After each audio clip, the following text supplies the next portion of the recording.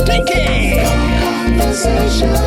Ape Conversation. Summer. Stinky Ape Summer.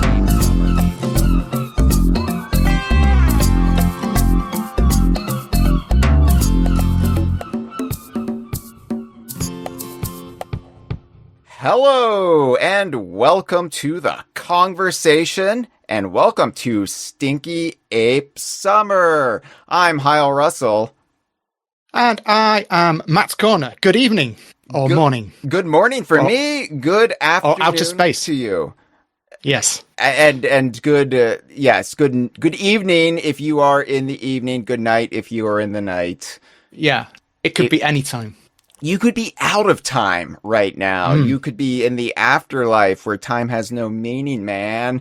And it would still be a Stinky Ape Summer or well-groomed New World Monkey Winter for you. Oh, is that a new thing? No, I'm excited. That's always been our Southern Hemisphere branding. For the Antipodes and such. Yes, because I'm a worldly sort of individual, Matt. You have to understand this about me. I'm very insular. Yeah, I don't confine myself to one hemisphere. And DK Vine is a global brand. A global phenomenon. Really, it is. Honestly, taking the world by storm. I'm trying to, reach the moon by next year. Yes. Is that what the next Patreon goal is? Well, can I just say a little bit of my own vanity? It's not even vanity. It's not vanity. It's really... Hold on. You want to put your own face on the moon? No, absolutely not. Because that would be vain. It's a natural landmark, and I'm not the villain from The Tick. Who? Okay. You remember that? Do you know The Tick? I don't know what that is, but okay. Yeah, I'll do what I do when I don't get a reference you make is I go, yeah. Yeah. You'll be able to spot that later.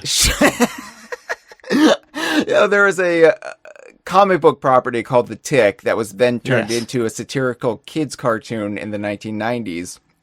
And I love the 1990s, Matt.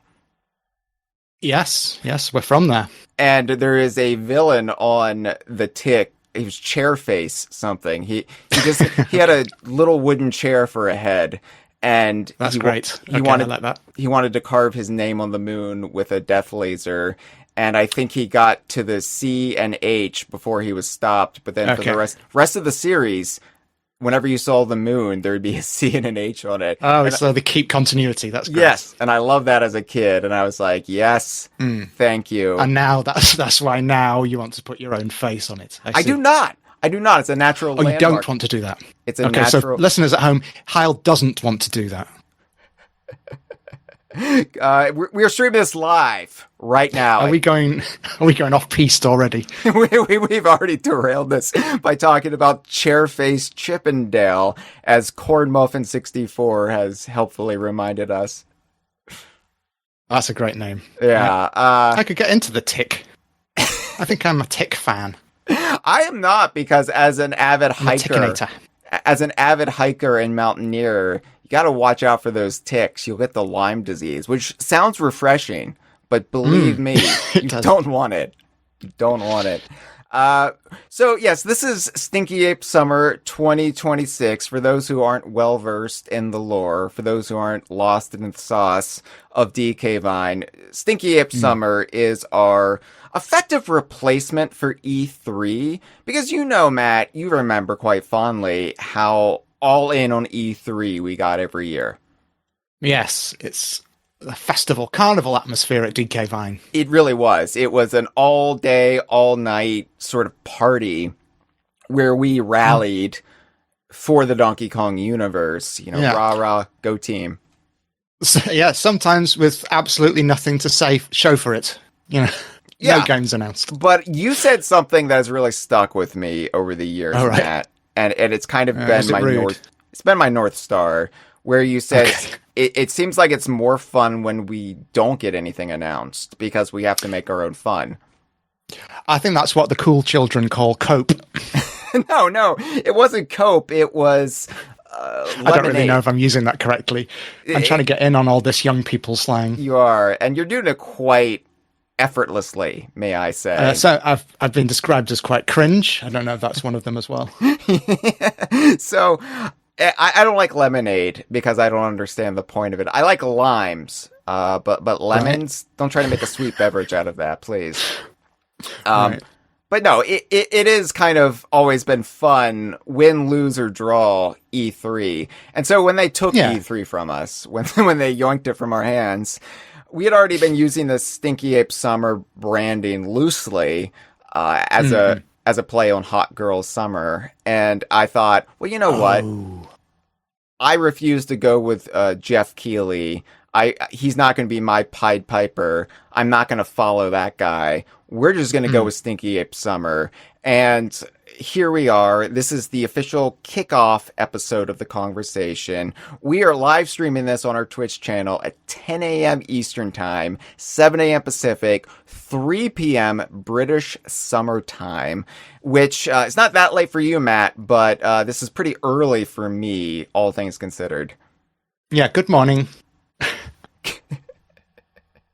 Chocolate Milk Drinker says... That was a callback to earlier. Chocolate Milk Drinker says, yes, Hyle, yes, it is cope. You know what? I've been told I was coping. I've been told I've been huffing the copium during the entirety of the Donkey Kong Bonanza, the Donkey Kong EPD story. Yeah. Everybody was telling us we were wrong about it, and we were just seeing shadows, and we weren't reporting the truth. And Matt, I have you know we were vindicated. So it's not cope. It is having a nose for news. A news for the news. It's better if you say it in a bad Scottish accent. I'm sorry. I don't know what the problem is with trying to cope. I don't know why everyone why are we being made fun of for coping? You know, why is that a crime now? Life is hard. Life is hard, Matt. And you got to cope with it. Yeah, you've got to look for those silver linings. And we're going to be talking about some silver linings on this episode, because what we like to do, and we've done this since the advent of the Kongversation back in 2013, these used to be E3 preview episodes, and now they're Stinky Ape Summer kickoff episodes. And we like to not necessarily with any great certainty predict what we are going to see announced during the summer game season, which, by the way, PlayStation has already had their big state of play thing. They had that early this year, but given that we are DK Vine, I feel like it's not that applicable to us. So it feels like we're going to start Stinky Ape Summer when we start it. And we like to give those little predictions, but truth be told, it's harder and harder to predict what we're going to see. What we also like to do is just preview the summer ahead in the DKU and for DK Vine. And we have plenty to talk about today. We do have some game leaks that we will get into. We have some game releases that we know are coming. We have some educated guesses to make. And we will also be talking about Donkey Kong 64, which just came out on NSO about 13 hours ago. Have you played it yet? Yes, I have played it a little bit. I appreciate you've just woken up. No, I have played it a little bit. I had to be there live. I had to download it. I had to update. You were the digital equivalent of camping out outside the store before it opens at midnight. I had to update the Nintendo 64 - Nintendo Classics service on my Nintendo Switch 2 and watch as the little bar took forever to go up. But I did that, and I played it, and we'll talk a little bit about that. Hello to Traveler of the Stars. Hello to Chocolate Milk Drinker. Hello to Martrose. Hello to Corn Muffin 64. It's still early here. Oh, Corn Muffin. I like your name. Yes, delicious corn muffin. are still relatively early here in the Americas, but we already have a better turnout than we did last year, Matt, because we did it even earlier last year, because last year we timed this. We kicked off Stinky Ape Summer with the day the Switch 2 launched. Remember that? Yes, I remember. Yeah. 364 days ago. And yeah, it's almost been a year since the Switch 2 came out and Mario Kart World came out. And it's been about 11 months since Donkey Kong Bonanza was released. And can I be honest with you, Matt? I said I would... Hyle, yeah. This time passing thing is really getting out of hand now. I don't know if I can cope with it. You can cope apparently quite well, Matt. You're quite good at it. I said about that earlier, didn't I? It's all tied together. It's all factored in this episode. It is. We're just doubly back. It's the snake eating its own tail. And we like snakes. There's Radley. He's good. He's slippery. He's a slippery character. He is, that Emerald Rush. I've been preemptively told off by Traveller of the Stars in the live chat. Don't encroach on Courtney's territory, Matt. So Matt, I'll try not to. Matt, yeah. But by mentioning Donkey Kong 64, I'm sorry. Yeah.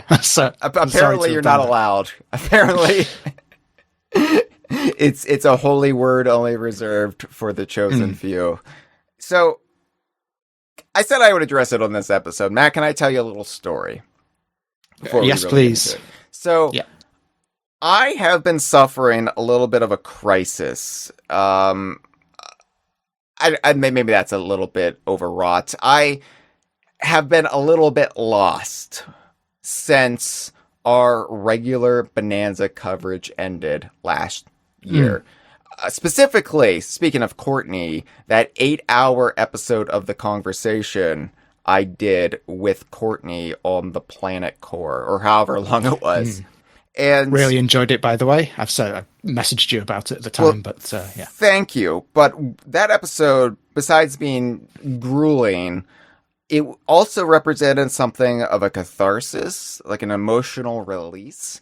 Because, as I said, we had been covering this EPD-developed Donkey Kong game longer than anyone. I was sharing a picture with you right before we started, Matt, of the Nintendo urinals at E3. Yes, you were doing Remember that? Because I'm getting nostalgic. Let's not explain why. No, I have to explain. So I'm getting nostalgic, and we both had to have a little bit of a wee before we started, and we both discovered we like to sit down. Obviously, when we need a wee, we post pictures of urinals to each other. It's just a thing Hyle and I have. It's been going for years. This. It's helpful motivation. It's like a wish. It's psychosomatic. It's Pavlovian. That's what. Yes, but we both discovered we like to sit down when we do it because, as I said, life is hard, and it's one of the few relaxing breaks. Although weirdly, I like to stand up while I do a poo. So it's weird, isn't it? It actually helps pass it through a little bit more, but it's just efficient. It's like I don't have anything to prove, masculinity wise. If I want to sit down and have a nice leisurely pee, I will. Thank you. But I didn't do that at the Nintendo urinals. Is this the story? No. The Nintendo urinals were the men's room at E3 at the LA Convention Center that was right next to, actually adjacent to, where all the Nintendo executives would be holed up. And these are Nintendo executives from America and Japan. And this urinal, quite disgustingly, is just one big metal trough, like a horse would drink out of. But in this case, you would be emptying your fluids into it, and you would just all be lined up. Don't get confused and think, oh, I must be a horse. It will end in tears if that happens at the LACC. But yeah, you're all lined up like you're being executed. And God.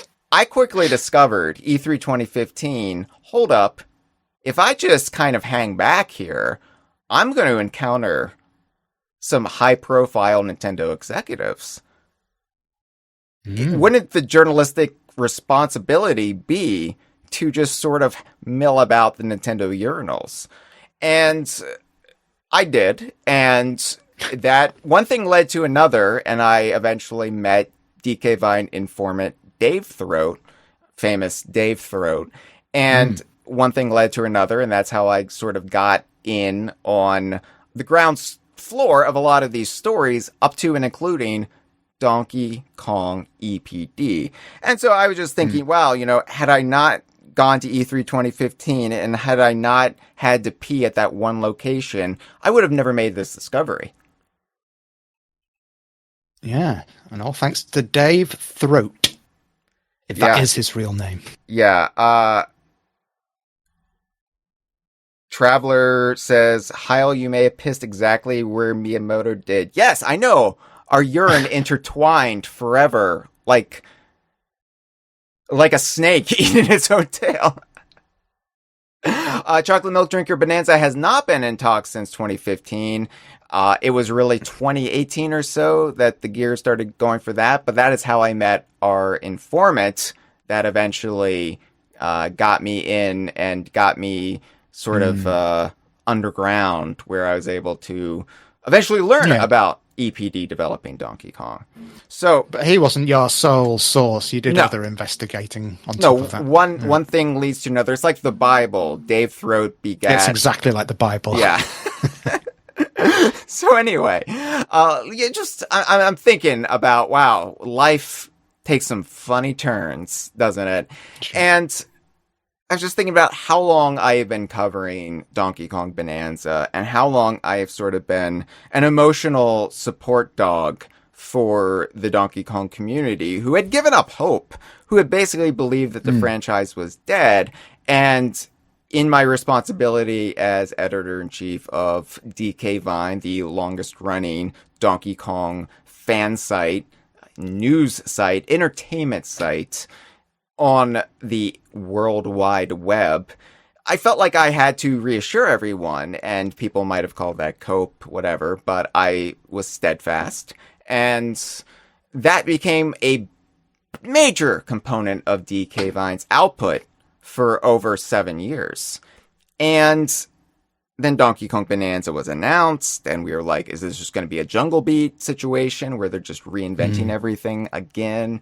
And as we all played it, and we gradually learned, you know, just how deep it goes, both literally and figuratively.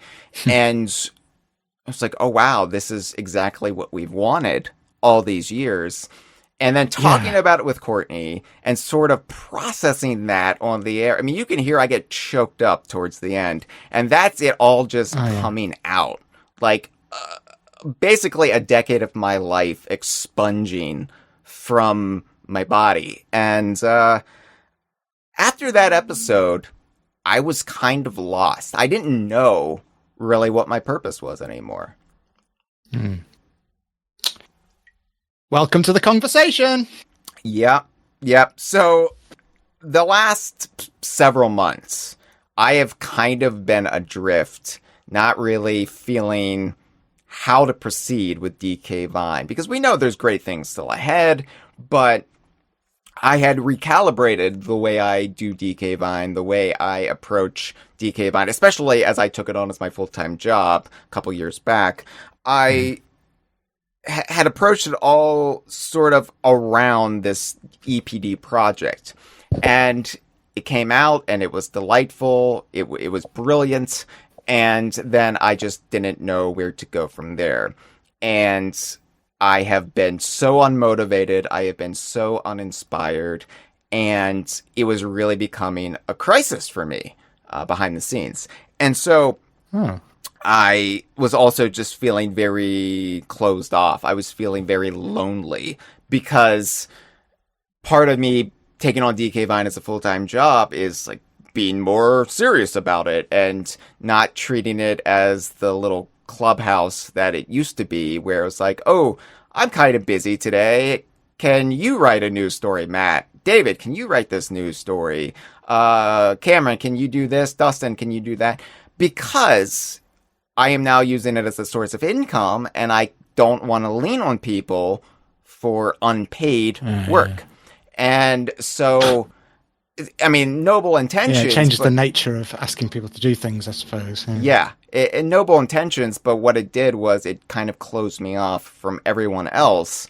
And also it made DK Vine start to become more of a job, which I wanted, but less of a fun sort of revelous thing I can do with my friends. You know, let's all go to the rumpus room and have a good time. I love the rumpus room. Yeah. Oh, what happened to the rumpus room? Well, I had to get rid of it to pay for the firewall. Got destroyed in rumpus. So, long story short, going into this fake E3 season, I had to figure out who I was, what DK Vine was. And I just made a decision last week. Why don't I try to have fun with it again? Just have some fun. You can just decide to have fun. Yeah. And so it was just funny, Matt. I made that decision, and all of a sudden it was like a weight lifted off my chest, and I was like, wait a second. I can just get silly with this. I can just make it one big jerk off and bring a smile to my face. Please don't make it a jerk off. I used to do it in the rumpus room, but it was taken away from us. Yeah. So I even ordered a big case of Ball's Guarana soda. And this is a highly caffeinated soda from the 1990s that's still in production, albeit in more limited batches. It's called Balls, Bawls, like the Banjo-Kazooie onion. And that's good. I used to chug this stuff because unlike soda or energy drinks, it doesn't make me feel sick. It's not like highly sugary. It's just full of some delicious tropical chemicals that make you wired. And I used to chug this when doing DK Vine stuff back in the day, but local stores stopped carrying it. I stopped buying it, and I was like, as part of my quest to rediscover the fun, I'm going to order a big case of Balls for Stinky Ape Summer. And it's coming later today, Matt. I'm going to have Balls in my so mouth. Exciting. I know. It's so annoying when the thing you love gets discontinued. Well, you'll be familiar with this being a Donkey Kong fan, but you know what I mean. So all that being said, I'm okay, everyone. Home, Donkey Kong has not been discontinued. Donkey Kong has not been discontinued. Balls has not been discontinued. The Balls have not been discontinued. DK Vine is not being discontinued. And look, Matt, like I was honest with you the other week. I said all this to you, but I said, don't worry. Like I don't think I was very supportive. Sorry. No. You completely were. But I said, don't worry. Like I'm not going to bail on DK Vine because I will cede control of DK Vine when I die, and even then, I promise to haunt you all. So it's just one of those things where I just have to find my way again because... I mean, you do know you're going to outlive all of us, so this is all empty. I know, but I will still Your curse is to outlive the entire DK Vine community. Here's hoping, but I will then bring everyone back as a ghost with me. It's going to be... accessible through magic doors. Yeah, it's going to be spooky and fun. But, yeah, most video game websites, most video game communities, most entertainment communities and fan sites don't revolve around a singular thing that's not even been officially announced for over half a decade. And so it was a very unique circumstance for us. And Bonanza being what it was, and being what it still is, because we're still going to talk about Bonanza on this episode, Matt, but I just didn't know how to sort of figure out what I was without Bonanza being this tangible what if. And so, yeah, here we are, and let this episode be the first of me finding my way again. Well, I'm delighted you've found your fun again, and let's see how we go with this episode. I will try to make this fun, but no guarantees. Matt, I already feel like I'm back in the rumpus room. Hey, we're rebuilding the rumpus room. Things are going to get messy. All right, so let's start it off with predictions and, well, leaks. Let's talk about the big one right now that we know of. And we are going to be talking about something that hasn't been officially announced yet. So look away. do not actually check in on this episode if you want to be surprised by official game announcements. It's probably already been spoiled for you, though, considering... Well, to be fair, I didn't find out about this until preparing for this episode. So, okay. So there are people out there. Normally, I don't like to talk about leaks of this nature because I feel like it does deprive the studio from,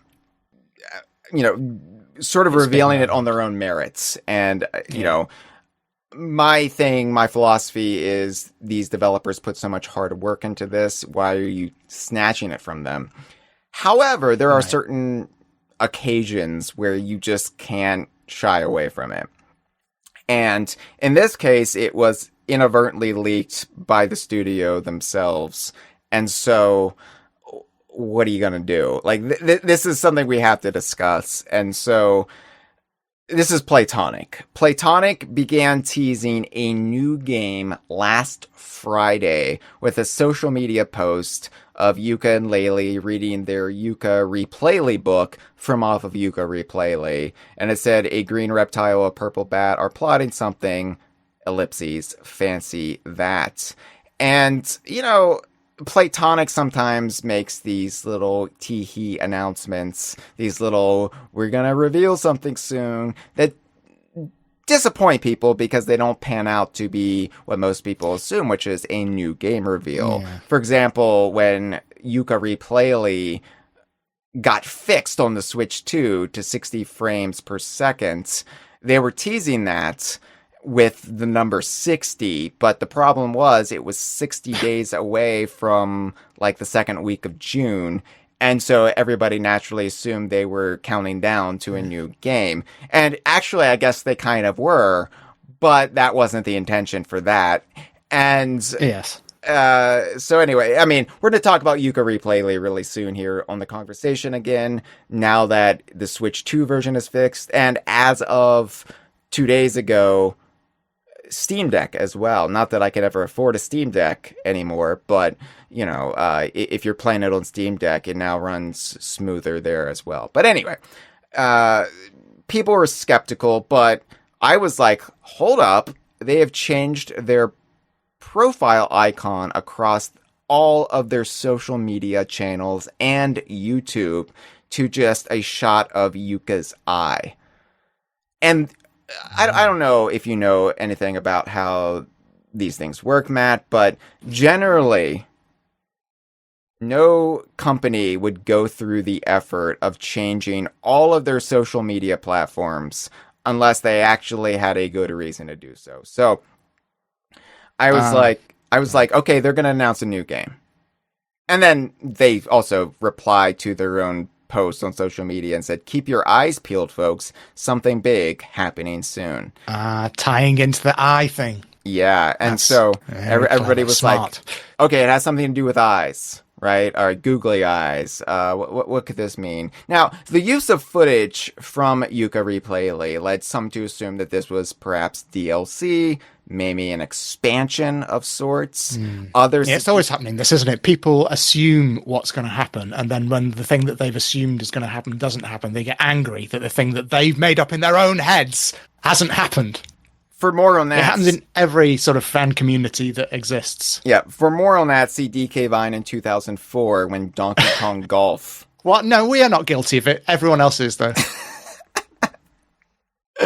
So, and others suggested, could this be Tukalele? Now, we've known that Playtonic has been working on upwards of 3 games simultaneously.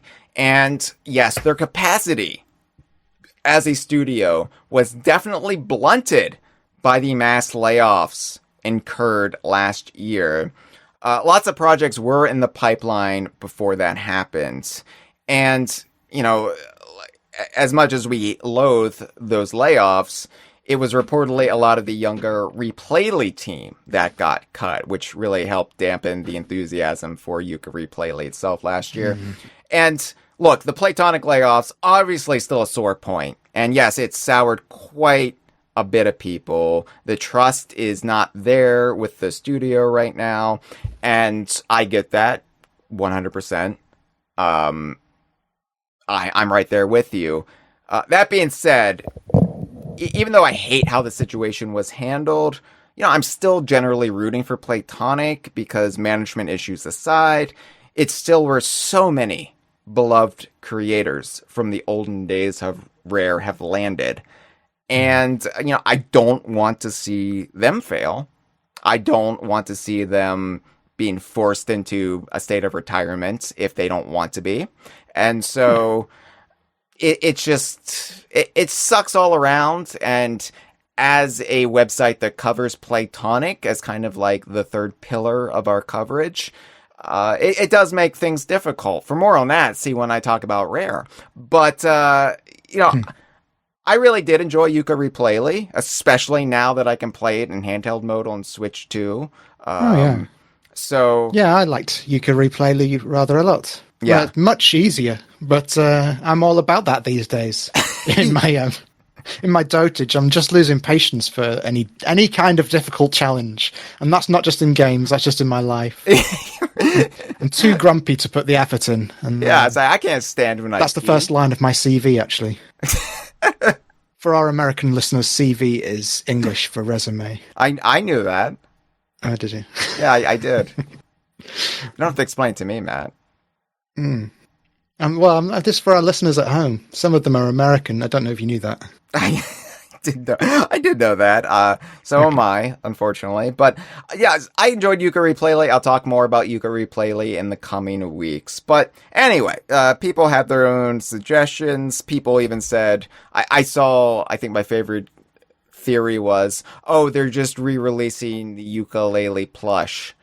And that's what they're hinting. And I'm like...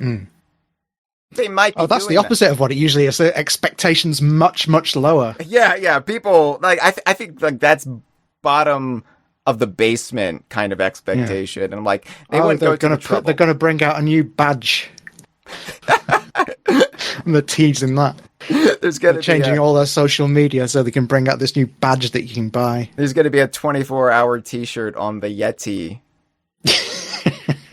Yes. Anyway, the game leaked by accident. By the way, I've only just got that. I thought it was Yeti, but Yeti, I get it now. Yeti, yeah, that's amazing. Fine. That's fine. Somebody in our inner circle Discord just got Dave Throat. They just understood it after 11 years. Oh, well, I don't understand it. Dave Throat, is it? What is that? Dave Throat is a play on Deep Throat, the famous Watergate informant to Woodward and Bernstein.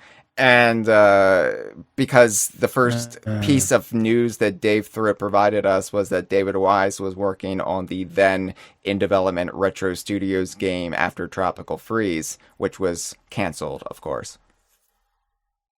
So do you think Wise Dave Throat and Deep Throat are related? Maybe Deep Throat is his dad.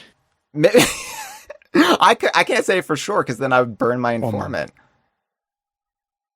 But anyway, it basically Deep Throat plus Dave Wise equals Dave Throat. And we just kept it up all those years later, even though it was no longer applicable to that one very specific news story. Oh, you made it up yourself. I thought he self-identified as Dave Throat. Please call me. I'm so out of the loop. Call me Dave Throat. David Throat is my father. I can imagine the meeting at the urinal. Russell. Oh, Dave Throat. Anyways. What else do you want to talk about? Okay. The game leaked on accident on Tuesday, Matt. So if you don't want to know, plug your ears, look away. What are you doing here? As of the time of this live broadcast, Playtonic has not officially revealed this yet. Now, by the time I upload this to our podcast networks, YouTube and SoundCloud, maybe that will change. Who knows? Or maybe you're listening to this in the future. Maybe you're listening to this in the future, and this is all old news. But you know what? That's why you need to be checking dkvine.com every hour during Stinky Ape Summer, because news comes at you thick and fast. But don't refresh too often, because I don't know if our servers can take it. It's actually been operating really smoothly the past week Oh, or that's so. good news. I've been meaning to tell you, Matt. Like it's very Well, it's good when problems sort themselves out, isn't it? It's because Yuka Replayling now runs at 60 frames per second, and for whatever reasons, the fortunes of our website were attached to that specific game. Yeah, I reckon. All right. Anyway, yeah, wear goggles when reading DK Vine because you're going to get pelted with all the hottest, latest breaking DKU info. But the name of the game and 3 art assets in different configurations. It's basically the same art asset, but anyway. They were found on SteamDB, which isn't a sex act, as I thought. It is actually called Steam Database, or Database, which is an easy-to-navigate website where you can see everything that's on Steam without the actual faff of mucking about Steam. Okay. This is alien to me. I don't know anything about it, but I'll just have to take it on trust that you know what you're saying. Matt, I am You know an what the educator. words you're saying mean. I am an educator you at are. heart, and I like to teach You're people wearing things. a mortarboard for this episode. I was wondering why, but now that's explained. Yeah. I like to dress like a wise And you've been caning me quite a lot. I don't cane anyone. If anything, I cane myself because I'm all into... That's true, actually. I'm all into, pain equals pleasure, and I like... I reveal a lot about myself on these conversations, and sometimes I think I go a little bit too far. I'm too much of an open book. Yeah. Yeah. I like to sit down when I pee, and I like to... I like your book. I like to be choked a little bit. When the time comes to... When you sadly depart this mortal coil, and the museum of your life is opened, of which quite naturally I will be the curator. I've changed my mind about you outliving us all, by the way. It'll be very easy for us to put the exhibition together because everything's just out there. Everything's out there. That's why AI terrifies me so much, because you could probably create a very convincing version of me. Oh God, yeah, people can make sex robots of you. I'm actually okay with that. If I could sell like a... I'm glad you said that. If I could sell a Hyle fleshlight on our merchandise store, I probably would. As long as it had the DK Vine branding. Yeah. Maybe banana shaped, I don't know. That's so good, yeah. Anyway. That's what you would say when you were using it. Yeah. It's so good. I guarantee it. Hyle Russell from off of DK Vine. So, Matt, we got to move on. It's nice talking to you, though. We don't talk like this often. Yeah, it's good to catch up. All right. So by the way, for the listeners at home, I live under a flight path, so you'll be hearing a lot of Funky's flights going over. Also, it's raining at the moment, intermittently. Well, so all you audiophiles out there, this is not going to be a good episode for you. It's like ASMR, and we love Funky Kong. ASMR, I call it. When he flies over us, and you hear the hi-ya in your head. Yes. All right. So SteamDB, what happened was, it seems like Playtonic uploaded a playtest for the game on Steam and erroneously failed to put all the hide me markers on it. I don't actually know how it works, but oopsie. Yeah. So is this a fuck up, or is this a nudge nudge wink wink? Considering how they have not talked about it, I mean, it could be all part of guerrilla marketing, GUE, where it's we want people to think it's a leak, and then people will be talking about it because it's verboten knowledge. It's forbidden. Ooh. But I think it was honestly probably a fuck up, kind of like when considering some of the Nintendo Korea little flashes of ineptitude on social media and the like from Playtonic. Maybe it's more ineptitude. I mean, it happens. Nintendo Korea uploaded the art asset of the young Pauline instead of Odd Rock well before we were supposed to find out about that. So it happens in this day and age. There's too many balls to juggle. If you want ineptitude, look no further than myself. I mean this with love. I say this with love. Drebbuster says... Drebbuster. Late. Have they brought up conversation topics they're doing this summer? No, we've only talked about a sex toy of myself and urinals. Basically. Well, we're not doing an episode on that then. No, we're not. Sorry to disappoint. I thought it might come up in the Nintendo Power Supplies catalog episode or something. Oh no, Matt. I don't have to do another one of those until, when did I say? October 2032. Of course.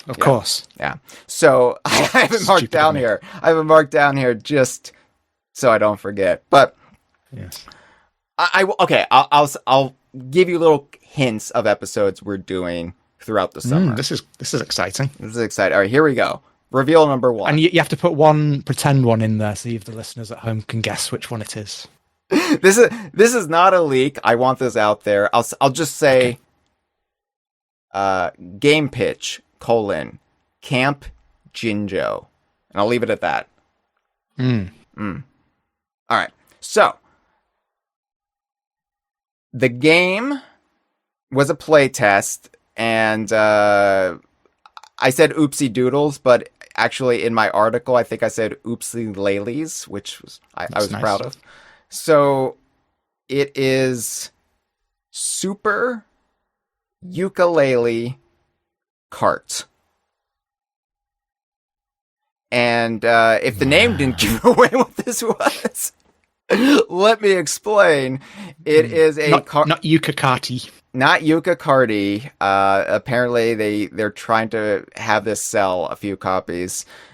This is a ukulele kart racer, and on the art assets we can see Yuka driving a car. Now this is like the game box art, so this is very stylized, but it's Yuka driving. They've all got big heads. They've all got heads. Giant heads. And it's kind of like sunset, or it's dusk, and they're racing on a racetrack, and it's Yuka driving a cart, Laylee driving a cart, so they're not together in this game. It's Trouser, the snake, Dr. Quack, Capital B, Vendy, and Dr. Puzz, although I do not see the unnamed goldfish in her bowl. No, but Royston could be behind her head. I'm not going to write off Royston. Oh, Royston could be a separate racer. Oh, can you imagine? I can imagine, because they've separated Yuka and Laylee. And it's just in the game as unspecified goldfish. Wink, wink. Yes. Yeah. So we also see some missiles to each side of the pack of racers, and these missiles have googly eyes. They look like planes from off of Disney's Planes. Do you remember that? Right. Yeah. Yes, I do. The direct-to-DVD spin-off of Disney and Pixar's Cars franchise. Oh, planes as in aeroplanes. Yeah. No, planes as in the Great Planes of existence. Yeah. So we can also see, and this is where things start to get discouraging for some, because we can see on the track there are flat representations of a Pagey and a play coin. And when you then study it closely, you can also see that the barriers on the track seem to be 16-bit sprites. And then you realize with the name, this is probably a retro throwback to Super Mario Kart. And so what do we think about that? I have some thoughts, and I feel very bad about those thoughts because... Well, I have some thoughts as well. Because this is quite a weird thing, because by strange coincidence, before any of this news about Super Ukulele Kart, I just so happened to be playing through Super Mario Kart on the Switch 2. Oh, really? What a weird coincidence, right? It's as many of you will know, it's a deeply, deeply unforgiving game, but it does have a certain charm. It has a certain charm, but okay, it's very much benefits from being rewindable. Yes, I know you despise me for this, but I'm very much a convert to the rewind feature. But it's just too appealing, the idea of correcting all of life's little mistakes as they happen. I'm thinking of, I'm looking into ways of incorporating that into my real life. That would be ideal. Life is hard. Sometimes you want to rewind. Sometimes you want to sit down when you pee. And that's fine. True. That's fine. But, okay. My thoughts on this. So I'm not opposed to Super Mario Kart, I suppose, is what I'm getting at there. I don't mind it. and that's laudable, Matt. I'm happy you feel that way. I'm struggling with this a little bit, and I feel bad about struggling with it because this is also not an official game reveal yet. And so we're preempting what we think it might be. So this is all under the caveat of maybe it won't be this at all. I'm seeing it completely out of context, and I am sort of casting aspersions on it based off of just blind assumptions. Now, I think they're pretty educated assumptions, given what we can see from the artwork. But why else would we have those flat images on the ground like that? Yeah, and it seems pretty likely you're correct about this. And it might not be a 1-to-1. We're just doing Super Mario Kart with the serial numbers filed off. We're doing Super Mario Kart with worse characters. And look, I love some of these characters, but I mean, let's just be honest. Let's all take a good, long, hard look at ourselves in the mirror and ask ourselves, does the population of planet Earth care as much about Vendy as they do Yoshi and Peach? Well, yes. Well, that's a very good way of pointing out, illustrating, if you will, the imperfection of the world we live in.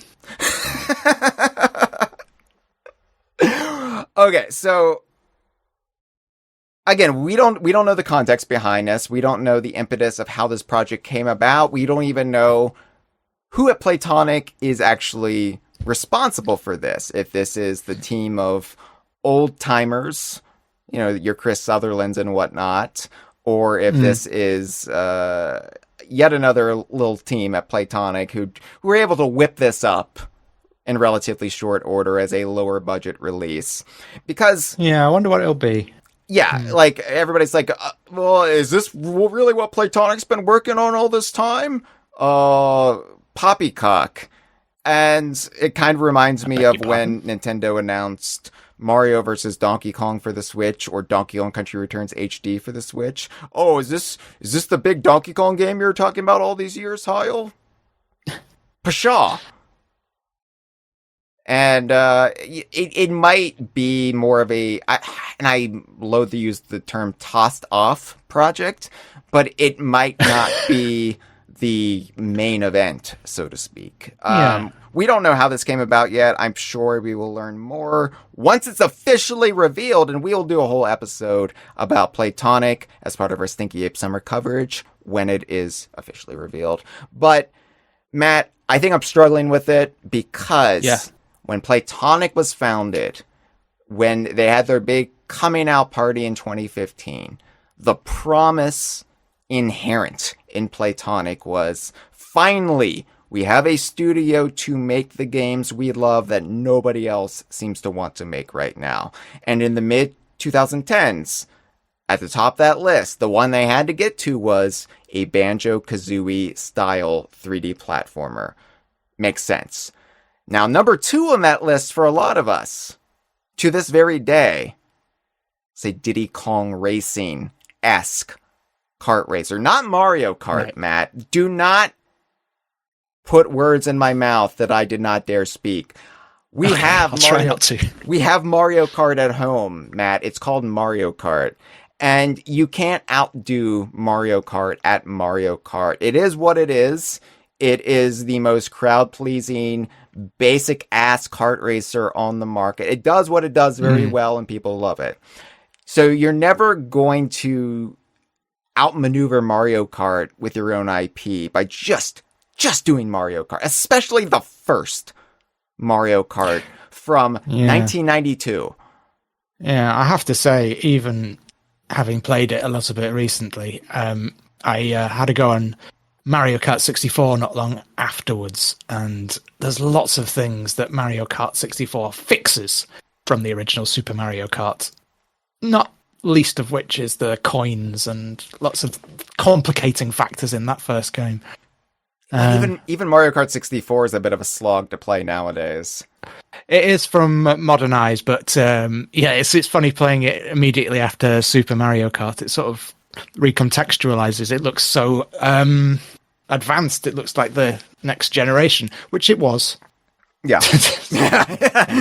It's funny how that works. Weird how that works, isn't it? Yeah. Anyway, so I think everybody, for years now, and maybe this is fantasizing about what a reveal is going to be and then being discouraged upon the real thing, but I think a Diddy Kong Racing type game was always near the top of the list for so many long-suffering Rare fans from Playtonic. Puts hand up. Yeah. Right. Yeah. Oh, yeah. Like, I'm not afraid to admit it. I will stand up. I will be the guy in the Norman Rockwell meme, otherwise known as the Norman Because I don't Rockwell think we meme. ever have had another Diddy Kong Racing in any franchise. Like, games There's have never gotten been a close. game quite like it. Games have gotten Yeah, close. some games have got... There's elements of Diddy Kong Racing in maybe... I've heard things about that Crash Bandicoot one. I don't know. Yeah. But as far as a big space pig wizard comes not down, a single space pig in any of them, as far as I can tell. Yeah. So, yeah, the Chocolate Milk Drinker is saying, I am really excited for this game. I do hope it is the Diddy Kong Racing spiritual successor, but I'm really scared it is the Super Mario Kart throwback we have worried about. And yeah, I think it's one of those things, and I'll have more to say about this, Matt, when we know for sure, but I think the analogy I used when talking about the game the other day, because of course my analogy was a Beatles one. Go on. The older creatives at Playtonic, the ones we lionize and celebrate their works, they're not fans of the same stuff that we are. We're fans of their games. They are fans I see where of you're going. slightly older games. And it reminds me so much of liking the music of the Beatles, specifically the compositions of Lennon, McCartney, Harrison, and those two from Starkey. And so, don't pass me by. It's even better in mono. I don't know if you... Even better in mono, I agree. Yeah, if you break out the mono version of the White Album, you're like, all right, Ringo. I think it's one semitone higher pitched or something. Yeah, because he wanted to sound younger. And then when George Martin was doing the stereo mixes, for whatever reason, that didn't get translated over. Yeah. So he was furious about that. So when the Beatles talk about their favorite music, it's 1950s rock and roll, R&B, skiffle, Blues. and Skiffle, yes. That is their foundational influence that eventually led them to compose things like Lucy in the Sky, I Am the Walrus, Penny Lane, and Why Don't We Do It in the Road? But I was trying to think of a fun one there throw in the end. But that was fun. I liked it. I would have gone with I'm a Loser. But then, you have like them doing a cover of Mr. Moonlight. And it's like, you love Mr. Moonlight, but I'm sorry, that's not really the Beatles sound, right? I quite like that song. Every time I bring up Mr. Moonlight, I always get pushback. I did this with Jeff, and Jeff was like, you don't like Mr. Moonlight? And I'm like, I don't. Look, I think as far as Beatles songs go, it's probably at the bottom of my list. As far as Beatles covers go, it's at the bottom of my list. But that's what this reminds me of, because I feel like if this is developed by some of the older people at Playtonic, it was at the very least greenlit, right, by Playtonic. Yeah. And I feel like... And it makes a certain amount of sense. I mean, if you do look at Diddy Kong Racing, remember that was in production long before Mario Kart 64 had seen the light of day. It's based on Super Mario Kart. Well, in RC fact, Pro something I didn't too. realize about... Yeah, and RC Pro, I'm sorry, that's sacrilege, isn't it? But, there's the item system, the zippers, things like that. Yeah. Super Mario Kart, really. But without reference to Mario Kart 64, which I just bring that up as a side note, but to perhaps illustrate the possibility that it might be all right. It might be all right, yes, but I think that's also where wires are getting crossed here and why there is this little bit of discouragement, because what Rare always did to perfection was taking a Nintendo idea and then yes-anding it into something else. Yeah, I like that. Banjo-Kazooie was born out of Super Mario 64. Donkey Kong Country, arguably born out of Super Mario World. Diddy Kong Racing out of Super Mario Kart and RC Pro-Am, which was their own game. But it's Mr. Pants born out of Yoshi's Cookie. Okay, carry on. Let's carry on. Let's carry on with the show. Come on. So I look at this and I'm like, this is not what I want. And plus, there's already a game out there called Super Indie Kart, and this just feels like a derivative of Super Indie Kart. Or at least I'm projecting it as a derivative of Super Indie Kart. So time will tell. I am cautiously optimistic, but initial impressions are, oh no. Right. So, no, it's quite a fun thing to do. If you're listening at home, try it. Oh, no.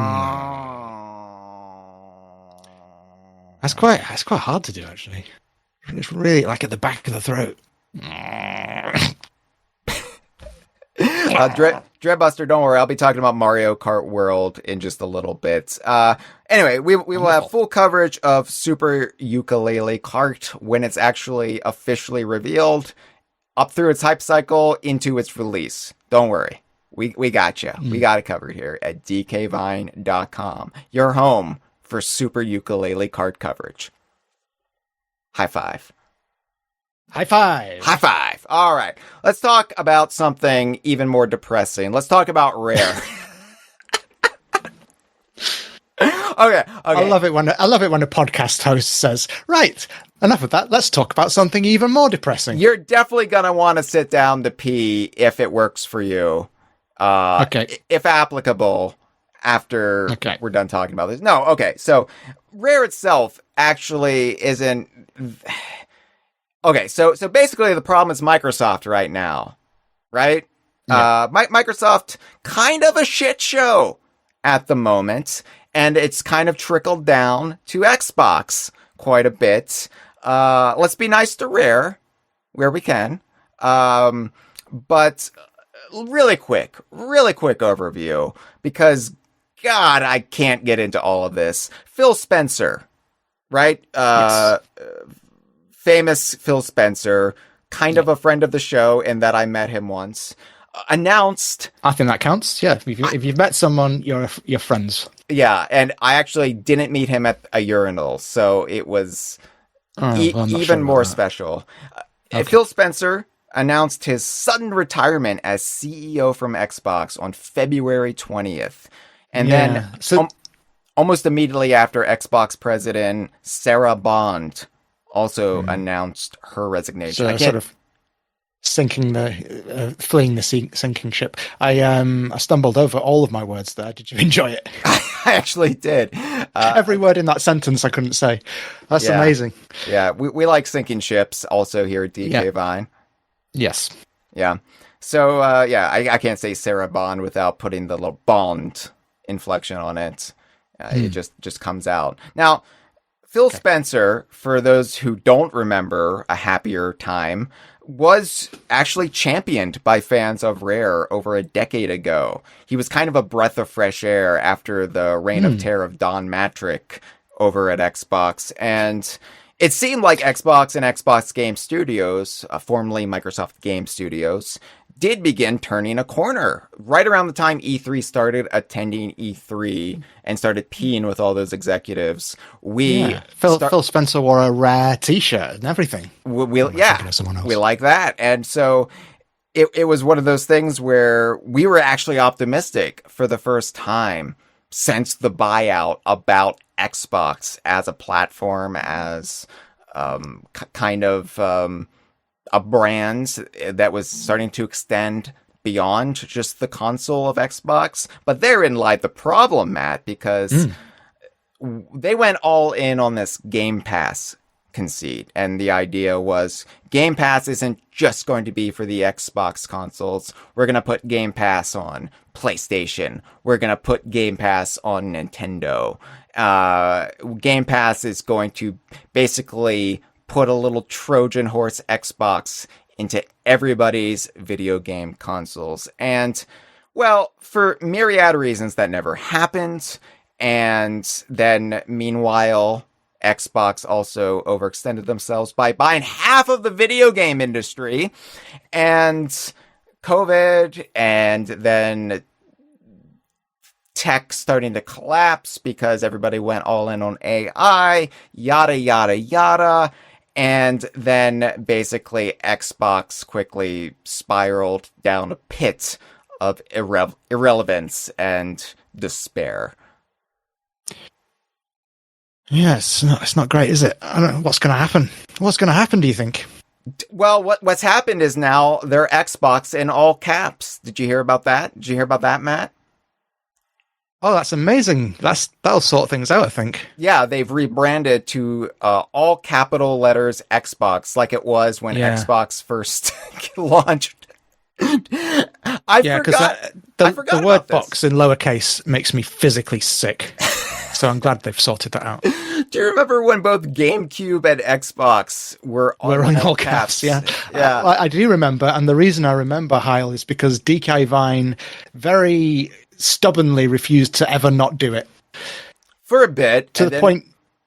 In fact, I don't know if I'm right in saying, did you have like a filter on the forum which had a find and replace anyone's post saying the word GameCube, it would replace it with an all caps GameCube. That sounds like something we would have done, being the pedantic little weirdos we were. Yeah. We eventually... So yes, I do remember that. We eventually realized, not just us, but collectively as a society, we realized this is nonsense. This is trash. Let's not do this. This is anymore. Nonsense in all caps. Yeah. And sorry, this is nonsense! Oh, God. That was me saying it in capital letters. I was preemptively... That's for the person on YouTube that told me off for shouting. I was preemptively losing my voice before you even shouted, because I could just feel the shouting coming on. In fact, let me open some Gatorade right now to soothe my tired throat muscles. Oh yeah, this is good podcasting right now. This is I said some bad things about lemons earlier, but don't worry, this is lemon lime Gatorade. I'm here for the lime, Matt. I'm drinking ginger beer. That's ginger beer. Oh yeah, available by the way, in all good shops. By the way, DK Vine has new Pride merchandise for the month of June. Go to dkvine.com/merchandise and get the Jolly's Tavern shirt. All of DK Vine's proceeds will go to the Trevor Project. Fantastic. Yeah. The ginger beer reminded me of Jolly's. Oh, of course, yes. Yeah. It's the premier choice of beverage in Jolly Roger Lagoon. So anyway, Microsoft has been laying off thousands of employees. Of course, Rare was hit by this last year. Not to even mention the other significant PR problems Microsoft is having at the moment, because Microsoft is kind of intertwined, or has been intertwined, or has been sort of pulled into the Gaza situation, because Israeli military was using its cloud service and AI, and while Microsoft has apparently blocked their use of these, there are still issues with them using Microsoft cybersecurity and other computing hardware. There is a widespread boycott of all Microsoft products at the moment, and that is also... By the way, thanks very much for bringing me on the show to talk about Israel-Palestine. You're welcome, I'm completely within my comfort zone, and it feels absolutely great. I was looking at the staff, and I was like, who's an expert to really handle this with the deft, delicate nuance it deserves. And it's like the guy who shouts into a microphone would probably That's work. the one. That's the guy. That's our guy. No, we're not going to talk about this. I just wanted to acknowledge that there is a widespread boycott of Microsoft right now, and that is also creating deep fissures within the remaining employees of Microsoft itself.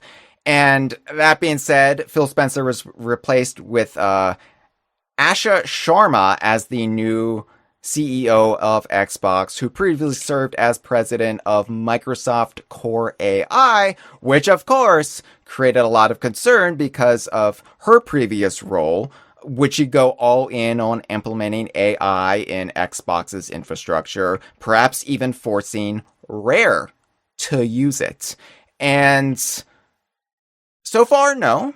Like I said, this is going to be an episode of Silver Linings, and not only hasn't that happened yet, it seems like maybe it won't, fingers crossed. And meanwhile, AI is proving to be a costly mistake for a lot of tech companies who adopted it. They're actually spending more money trying to keep it running than they would have had they just kept all those employees. Just to use human people. Yeah.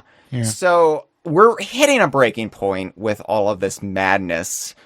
So basically, though, in the middle of all that, Rare exists, and they're coming off kind of a tough year for them in that the Everwild team was left off. Remember last year on our Stinky Ape Summer episode, Matt talked a little bit about Everwild, and I said, Everwild. Had it just been cancelled then? No, I don't believe they had been canceled yet. I said they need to cancel Everwild already. Oh, that's right. You said that, and I said, "Oh, they're not going to do that." Well, you were like, "No, I want to play the game, give it a chance," and in the back of my mind, was like, they need to move on because they're making the team behind it redundant in the eyes of their corporate overlords. And lo and behold, a couple weeks later. So anyway, it is bleak in the games industry right now, and I'm not talking about the beloved snowman from off of Donkey Kong Country 3 and Donkey Kong Land 3. It's bleak if you're not a billionaire CEO, so to speak. Well, lucky for us, we're both billionaire CEOs, so that's all right, isn't it? Well, we're not billionaires, but we're both CEOs of our respective little empires, I would say. Yes. CEO standing for, come on, think of something. Credibly excellent orifice. I don't know. That's I was complimented on that at the Nintendo urinals. You were, yeah. Yeah, because I was. It's the first thing most people notice about you. Yeah, I was trying to fish for compliments there. So anyway, all that being said, the Xbox Showcase is Sunday. Woo! I think it's great that they're still doing E3 style presentations around the time of E3, don't you? Xbox is the only one doing it at the time. They're keeping the faith, carrying the torch. Right. Because Sony has moved it earlier, and Nintendo has just fucked off to who knows when. They just do whatever, don't they? Yeah. So, the Xbox Showcase is Sunday, June 7th at 1 p.m. Eastern, 10 a.m. Pacific, 6 p.m. your time, Matt, BST. So, look, I have no expectations for this, and even if they announce something, they have to earn back our trust, because, they announced a new Banjo-Kazooie? Okay, it's going to get canceled. Right? That's right. Where everybody would be at. So even if something good happens, you don't even believe that. That's great. Do you remember the Perfect Dark reboot? I don't, because it's not DKU, and... Yeah, the Perfect Dark reboot, which was announced and then shown off 2 years ago, and then was canceled last summer. I do remember that. Okay. Yeah. So I don't really keep up with the shooty games. Pew pew. Even if Banjo-Kazooie was announced, I think there would be a steep hill to climb for it, and for people to actually get excited about it. Of course, we will cover it here at DK Vine until the bitter end, whatever that bitter end might entail. But hey, it's not all just dourness on the end of Rare right now, because Matt, we will be seeing Banjo and Kazooie later this summer. Banjo and Kazooie will return in...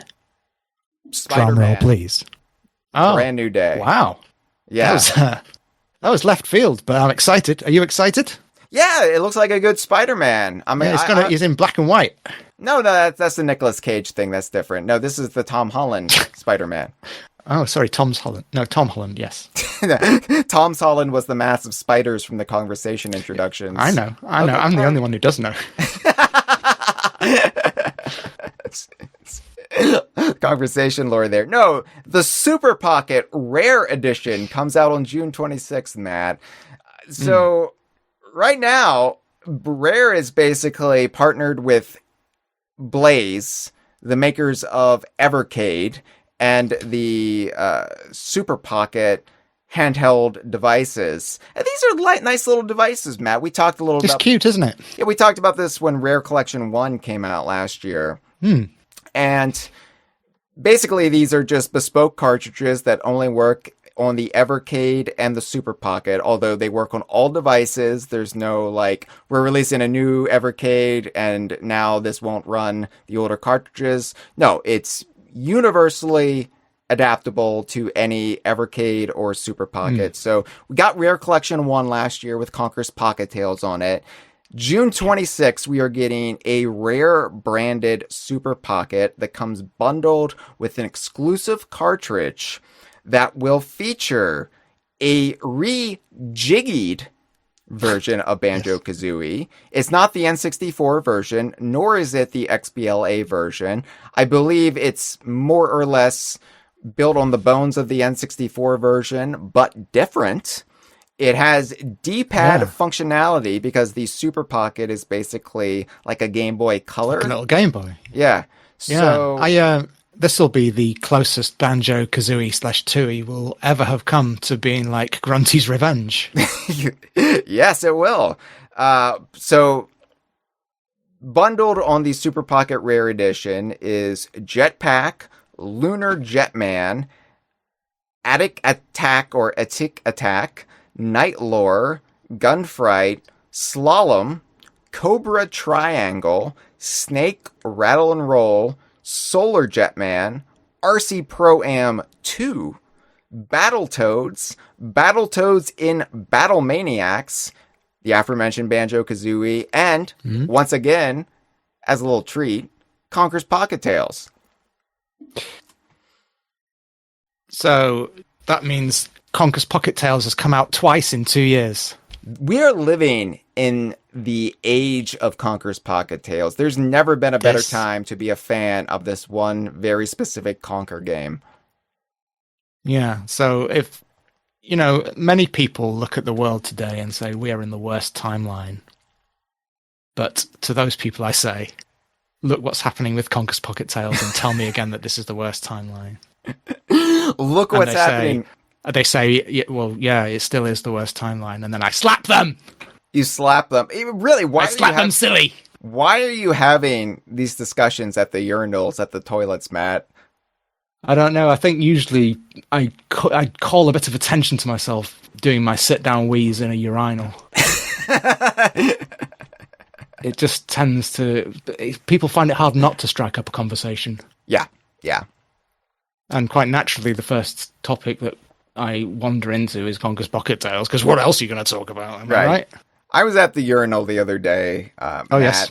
And I said, this Super Pocket Rare Edition collection is slightly different from Rare Collection 1 because it doesn't include Saberwolf, Underworld, the first RC Pro-Am, and Battletoads Arcade, but it does add Banjo-Kazooie, Slalom, Snake Rattle and Roll, Solar Jetman, RC Pro-Am 2, and Battletoads in Battle Maniacs. And the person slapped me because they didn't like to be spoken to. There's a lot of slapping going on in urinals around where you are. And where I am. It's really a shame, too, because, it's a slapping station. He didn't wash his hands after he was done handling his dangle, but before he slapped me. I'm sorry to hear that, Hyle. It's okay, because everything is looking up. Because this is not to be confused, Matt. This release in June is not to be confused with the Banjo-Kazooie Double Pack coming out for Evercade. It's actually launching in October with the Evercade Nexus, which is the more advanced version of the Evercade that actually has analog sticks in addition to a D-pad. The Banjo-Kazooie Double Pack has Banjo-Kazooie, this version that will be on the Super Pocket Rare Edition, and Banjo-Tooie. Yes, that's right. The BKDP is coming out in October, and that will also be playable on all previous Evercade systems as well as the Rare Super Pocket. So you can just get the cartridge, I can get a second game from my Evercade. Yeah, and the Banjo-Kazooie Double Pack is also the first time we have used the Banjo-Kazooie series icon on our games page on DK Vine since 2008, 9? 8? 2008, yeah. Is it Nuts and Bolts? Or Banjo-Tooie XBLA. Okay, yeah. Okay. Yeah. So, yeah, I'm excited about the Super Pocket. I'm excited about having a Rare branded video game machine for the very first time. Yeah, I mean, I have an Evercade already, but it's tempting because it's like I said, it's kind of cute. I like it. It does look like a child's toy, but that's not a problem for me. It is not. You know, I am so beyond trying to prove anything to people. Like, I'm an adult. I'm a serious adult. Because look, I pee while sitting down. I market sex toys hypothetically based on myself. Yeah. I don't care anymore. But what I mean by that is it looks a bit like it's not a real console, not a real system. I guess we'll find out. It looks like a kind of prop. Yeah, we'll find out. I kind of like it when I get it at the end of June because I already pre-ordered it months ago. Of course. You're morally obliged to. All right. So checking in with the live stream. Oh yes. March Rose says it's rumored that a Nintendo Direct will be Tuesday. Well, we'll see then, won't we? The thing, right? The thing about Nintendo Directs is they're always rumored. That's a good point. Hey, Hyle, it's rumored. It is rumored. It's tomorrow. It's rumored. I can't be tomorrow. I'm going on my bear hike. Oh, yeah. It's funny because I feel like outside of DK Vine, most of these video game news sites, social media feeds, they're just based around predicting when Nintendo Directs are going to be. And that's all they do. Quite honestly, that's an exhausting way to live. Like, I was bemoaning, what's my purpose post Donkey Kong Bonanza? Yeah. Imagine if that's what I did. Yeah. Anyway. If we want to manufacture a breakdown, it's a good way of starting along that path. Yeah. So let's talk a little bit then about Nintendo. And let's talk about what's ahead. We got through the Microsoft section all right, didn't we? No one's feeling too depressed. Everyone all right at home? I think people might be angry with us just for the sake of even bringing it up. But sorry, everyone. Yeah. Maybe we could put like a time code in the YouTube or the episode description that links to this bit here. Hello again. For all of you joining us after the Microsoft bit. I'm not actually going to do that, though, because that's more work. Okay. Okay. Yeah. If I edit this whole bit out. Yeah. You know what? Oh, that's also more work. So don't do that. I'll just say, look for the really long Matt scream, and that's when you can rejoin.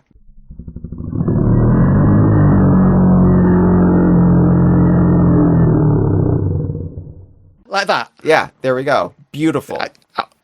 I would have gone for longer, but I've got neighbours. I might stretch it out in post. I don't want them to think there's something going wrong. I might stretch it out in post. We'll see. Okay. That'll be a treat for those who listen to the uploaded episode and not the live episode. A treat. A little gift. Yeah. Okay. A little morsel presented to you on a satin pillow. Lovely. Oh, Nintendo. I'll slow down your scream like Yeah. the Beatles were pitched on the White Album. I know they were pitched up. It on works mono. both ways, pitch, so yeah, that's fine. Yeah, I'll pitch you down. It'll be like the Pitch me stereo right down. version of Don't Pass Me By. Like that. Yeah. All right, Nintendo. That's going to be great for people. Isn't it weird? Because usually, historically, it always felt like Nintendo, back in the days, 20 years ago, that would be where we'd be like, oh, Nintendo, what are they going to show? Yeah.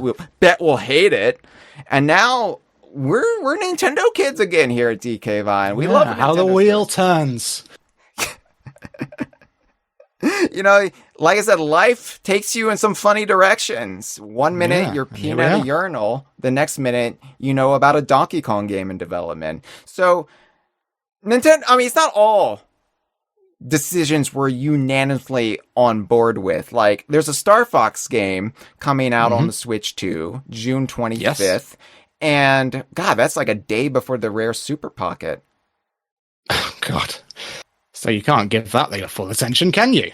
Well, okay. So there's a Star Fox game, and it is Star Fox 64 again, but different again. Yeah.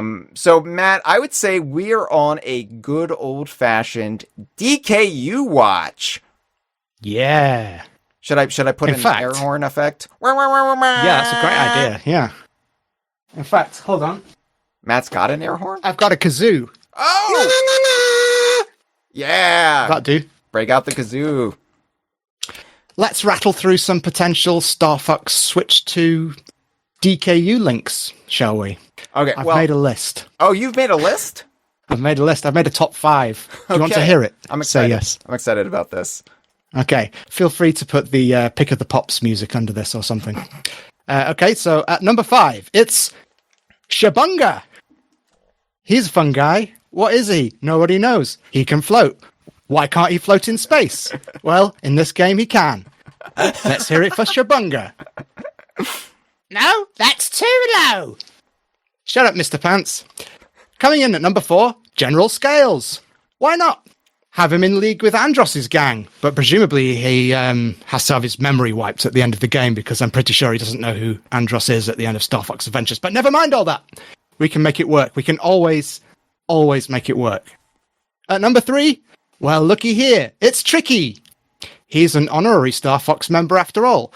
Of course, it looks like so far the game is only dealing with the planets from Star Fox 64, or as I've always known it, Lilac Wars. But I think there's a decent possibility there could be more to this game, with more planets, right? Including Sauria. What am I basing this on? Nothing. Okay, thanks. Sweeping in at number 2, Donkey Kong.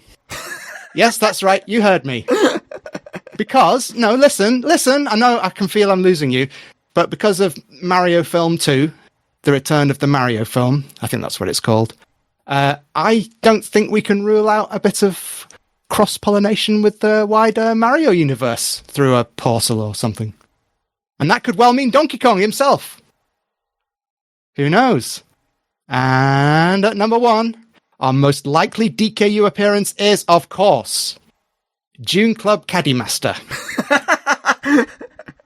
Oh, sorry, I had the wrong piece of paper. It's Crystal. Oh. It's great. It's got to be Crystal. She's a proper member of the Star Fox squad, and she's got a job title and everything.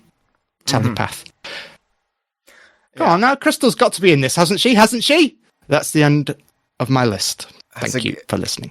Thank you. I'm going to say probably no on all 5 of those. 6 if we count Dune Club Caddy Master. But yeah, I still think there might be references made to Star Fox Adventures. It might be like the Starlink game that did have a couple references to Sauria in there, and no actual character appearances, mind you, but it is possible. You might see a Krazoa spirit. Yeah, because in even space though or Star something. Fox is mired in this constant inability to escape Lilac Wars, Star Fox 64, the whole story of Andross's little war against the solar system, they're not really forgetting about Star Fox Adventures. In fact, it came up on the Star Fox Direct reveal for this game. They actually brought up the original Star Fox, they brought up Star Fox 64, and they brought up Star Fox Adventures. And Nintendo is very deliberate in what they do. If they don't want to acknowledge something, they just won't. Yeah. Very coldly for years. Yeah. See the Virtual Boy, when the Virtual Boy was basically banished to the unmentionable... Tried to erase it from history. Yeah, the unmentionable category. But... Stalin. At the very least, I think there is a possibility we will be getting Star Fox Adventures on NSO very, very soon. It's basically already confirmed. And what's left now of the rare Nintendo legacy not on the NSO? It's just Conker's Bad Fur Day, Star Fox Adventures, Diddy Kong Racing. Yes, and then there's also the Mickey games, which those will... I don't think the Mickey ones are very long. Conker's Pocket Tales. But we have an Evercade for that. There's of course the THQ4 and the Donkey Kong Country remake trilogy, and then you could get really gonzo with it and have Grab by the Ghoulies somewhere. Well, yeah, that could be the next thing. Like Xbox games. You couldn't put it on any of the existing services for Nintendo Switch online, but you could sell it on the eShop. I mean, obviously, I'd love that, but yeah, we'll see. We'll see. We'll see. I still think Ghoulies needs to get on Switch too, so people can discover the brilliance of Grab by the Ghoulies. But yeah, I mean, we are whittling them down, Matt, and I do think Star Fox Adventures will likely be the next big rare game, especially DKU rare game, but time will tell, right? It took about 11 months from Donkey Kong Bonanza's release to get Donkey Kong 64 finally on NSO. So, we'll just see how it shakes out. Speaking of Donkey Kong 64, Matt. Yes. This is a segue, and I'm very good at hosting. Donkey Kong's 45th anniversary is July 10th. Yes. So what do we want for Donkey Kong's big birthday? Well, people wanted me to say Kongversations we're doing this summer. Can I have a drum roll, please? Okay. Hold on. If you give me a minute, I've got some DK bongos. You have to go find them, though. Do you have them at the ready? Yeah. Matt's off mic right now. Okay. Okay.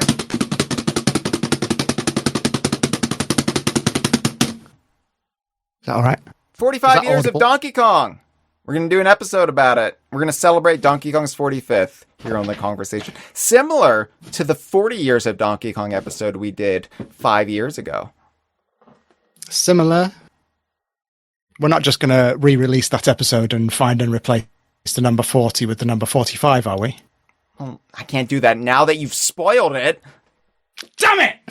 I have to actually do a new episode now. Oh, God. Sorry. Oh, God. I hate talking about Donkey Kong. You really do. This is like hell for you. All right, well, anyway. 5 years ago, people were quite upset that Nintendo did not acknowledge Donkey Kong's 40th anniversary. I remember it was some controversy, and people kept saying, see Hyle, see DK Vine, see Matt. I don't know why they were calling you about this, but they were... they're always doing it. Yeah, they were saying, see, Nintendo doesn't care about Donkey Kong. Yes, I seem to remember the prevalent explanation at the time was, well, if they've got nothing to release, they're not going to promote Donkey Kong. That's how they talk. What accent was that? I don't know, but I quite enjoy talking in it. I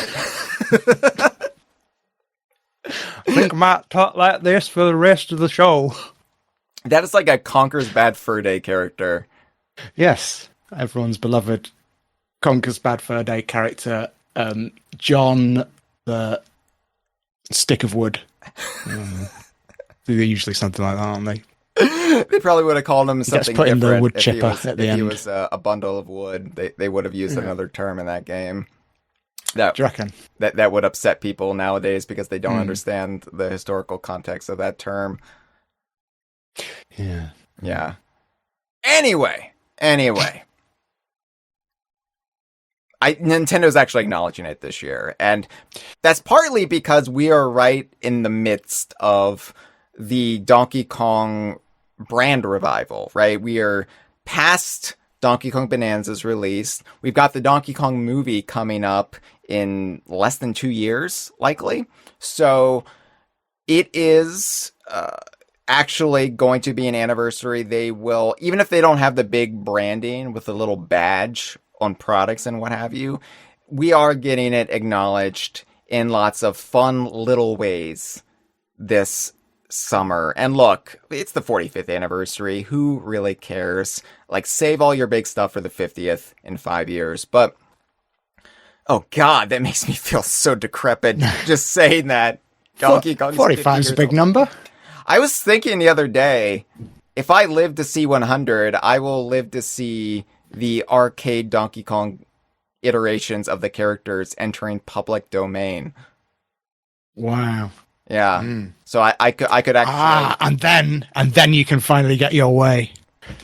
No, I could finally do what you like with them. In my elderly age, produce and direct a Donkey Kong slasher movie like everybody does with all these properties going into the public domain. Yeah. Is a slasher movie a film about going to the urinal? There will be a scene in there, yes, where... Okay. I thought so. I thought so. It's a whole genre, isn't it? I think Jumpman would be the serial killer in my movie. Yeah. And Donkey Kong is the heroic gorilla trying to save ladies from him. Jumpman is the killer. He's going around killing all the people who say that he's a different character from Mario. Because we sort of need to make sure they all die out, don't we? So, there's most things I'm tolerant of, but that's one thing that I think we need to put the kibosh on that, don't we? Matt, please save it. Who's with me? Save it for like 55 years, okay? Please. I will. Oh yeah, I can wait. All right. So, wait. Of course, Donkey Kong 64 just came out on NSO, and I played it a little bit last night. Probably a little bit too late. I should have gone to bed, but it looks great on NSO. It looks great on the Switch. I am so pleased because I remember how washed out and dim it looked on the Wii U. Yes, and it helps a lot to have the N64 controller as well, which yes. As far as I know, the Wii U didn't have. I haven't played it long enough to run into the little areas of problem, like where you would have N64 slow down, but Rare accommodated for that. Look, I was playing it as well this morning, and I must say, in spite of everything everyone says about it being like unwieldy, overcomplicated, too much backtracking, all of that stuff, Donkey Kong 64 starts strong. I think the story intro is great, lots of fun little gags. Actually, that's a good point as well. Like, you can really see how 1999 Hyle came to view this game as the greatest game ever made. It's seductive. I always think of the Banjo games as having the best dialogue, but DK64 has some strong stuff in there, I think. Yeah, it's seductive. It's a sultry siren luring you onto its rocks. Yeah, but isn't my lazy, good-for-nothing son? Yeah. That's good stuff. There's a lot to love about Donkey Kong 64, and in fact, episode reveal, Courtney and I will be doing an episode about Donkey Kong 64 on NSO in just like a week or so. That's exciting. I'm excited about it. I have to play it a little bit more so I know what I'm talking about because I don't know much about her adoration for Donkey Kong 64 is infectious. It reminds me how much I like it, which I'm grateful for. Grateful to her for. I've professed my love for Donkey Kong 64 on other episodes, I know. And I've been trying to explain why I like it. And it's funny sometimes when you're asked to explain why you like something, you can't always come up with the actual answer. But I've thought about it. And I think part of it is because it is a game I used to just enjoy wandering around in without actually accomplishing anything. I just really enjoyed pissing about. I don't know if is this relatable. Just going around the game's levels, Fungi Forest in particular, or aimlessly dicking around in Creepy Castle. You spent hours doing fuck all in Donkey Kong 64. I think my original save file has over 300 hours clocked. Matt, That's like after 101%ing it. you're putting this out there like it's something that nobody can relate to. Do you realize Okay. who you are talking to and the audience? I know you can relate to it, Hyle Russell. I know you understand, but the listeners at home might not. Okay, so in Donkey Kong Bonanza, I have spent over 300 hours mostly dicking about. Yes, I know. And so, yeah, I can absolutely relate to it. In the live stream right now, we've got Chocolate Milk Drinker, who, by the way, screamed Donkey Kong Horror Movie Bitches, which is what it'll actually be titled. You heard it here first, folks. Chocolate Milk Drinker says, playing it last night, I was so giddy about it. It was like on the release night of Bonanza. No Tater 5597. Oh, I want some taters though. Why are you saying no? Oh, that's unfortunate. Says people already got the randomizer working on Switch 1. I don't know how people do the things that they do, Matt. I don't understand it. It's not my world. I dick around in video games and I get my smashing stats up. Other people are like, I'm going to crack this hardware and get the randomizer working. But good for them. Good for them. Whatever gets you off. Whatever gets you off, it's all right. It's all right. Elton It's John. another one of my John accents Lennon. there. Yeah. Chocolate Milk Drinker says, meeting Grant Kirkhope back in March at Comic-Con was still magical to me. And me and him had a small chat about his work for DK64, and it was amazing, and I even got a signature from him.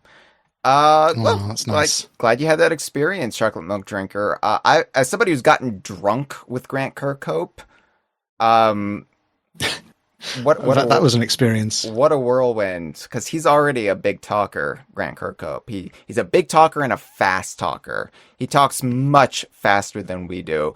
And then you get some liquor into that mouth.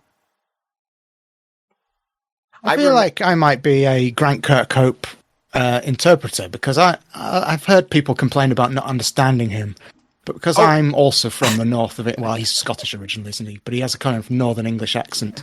I feel like I can understand. Tune into it. I can understand that accent just fine because I am. If he hears me saying that, he'll beat the shit out of me. No, I can understand him just fine, but he does have a bit of a motor mouth, and that, I mean that in a positive, like it's a skill. I wish I was that flexible with my vocal cords, but yeah, I just remember when I was having dinner with him and drinking and trying to get words in edgewise. And the only thing I remember I actually said to him was, grab by the ghoulies. Wow. You did like that's good. A haunted house song, but like 60 times. Really insightful dialogue. I made a great impression. Well, did he use that as a jumping off point to go off on one, or did he just look at you in silence like, what did you just say? I think he said, what did you just say? I think he said, oh, thanks. And then he steered the conversation towards something else. Something that he wanted to talk about. Yeah, which is fine. Yeah. I had a little vegetarian pizza that day.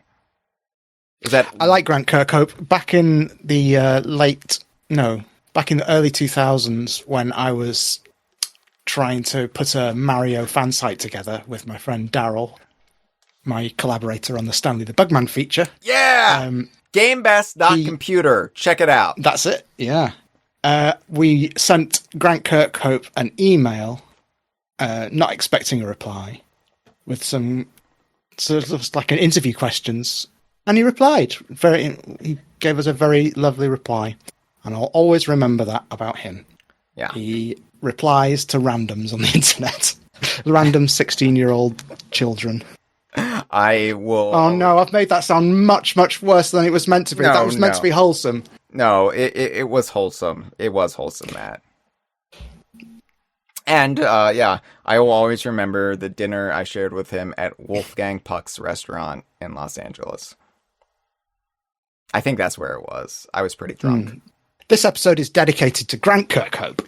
And also the weird flatbread pizza I ate, I think. I don't really remember. Think you ate it? Yeah. You might have just absorbed it. Yeah. just let my God. pores soak in the grease. Yeah. Lovely. No wonder he was keen to steer the conversation away from what you wanted to say. Yeah, I'm just this Confused weirdo. by you. By the way, in this image, I'm just envisaging you and him alone at a table. Oh no! There were several people there. Chad yeah, I was know, there. but that's what I'm picturing. Yeah, Andy Robinson, then at Platonic, was there. Oh yes.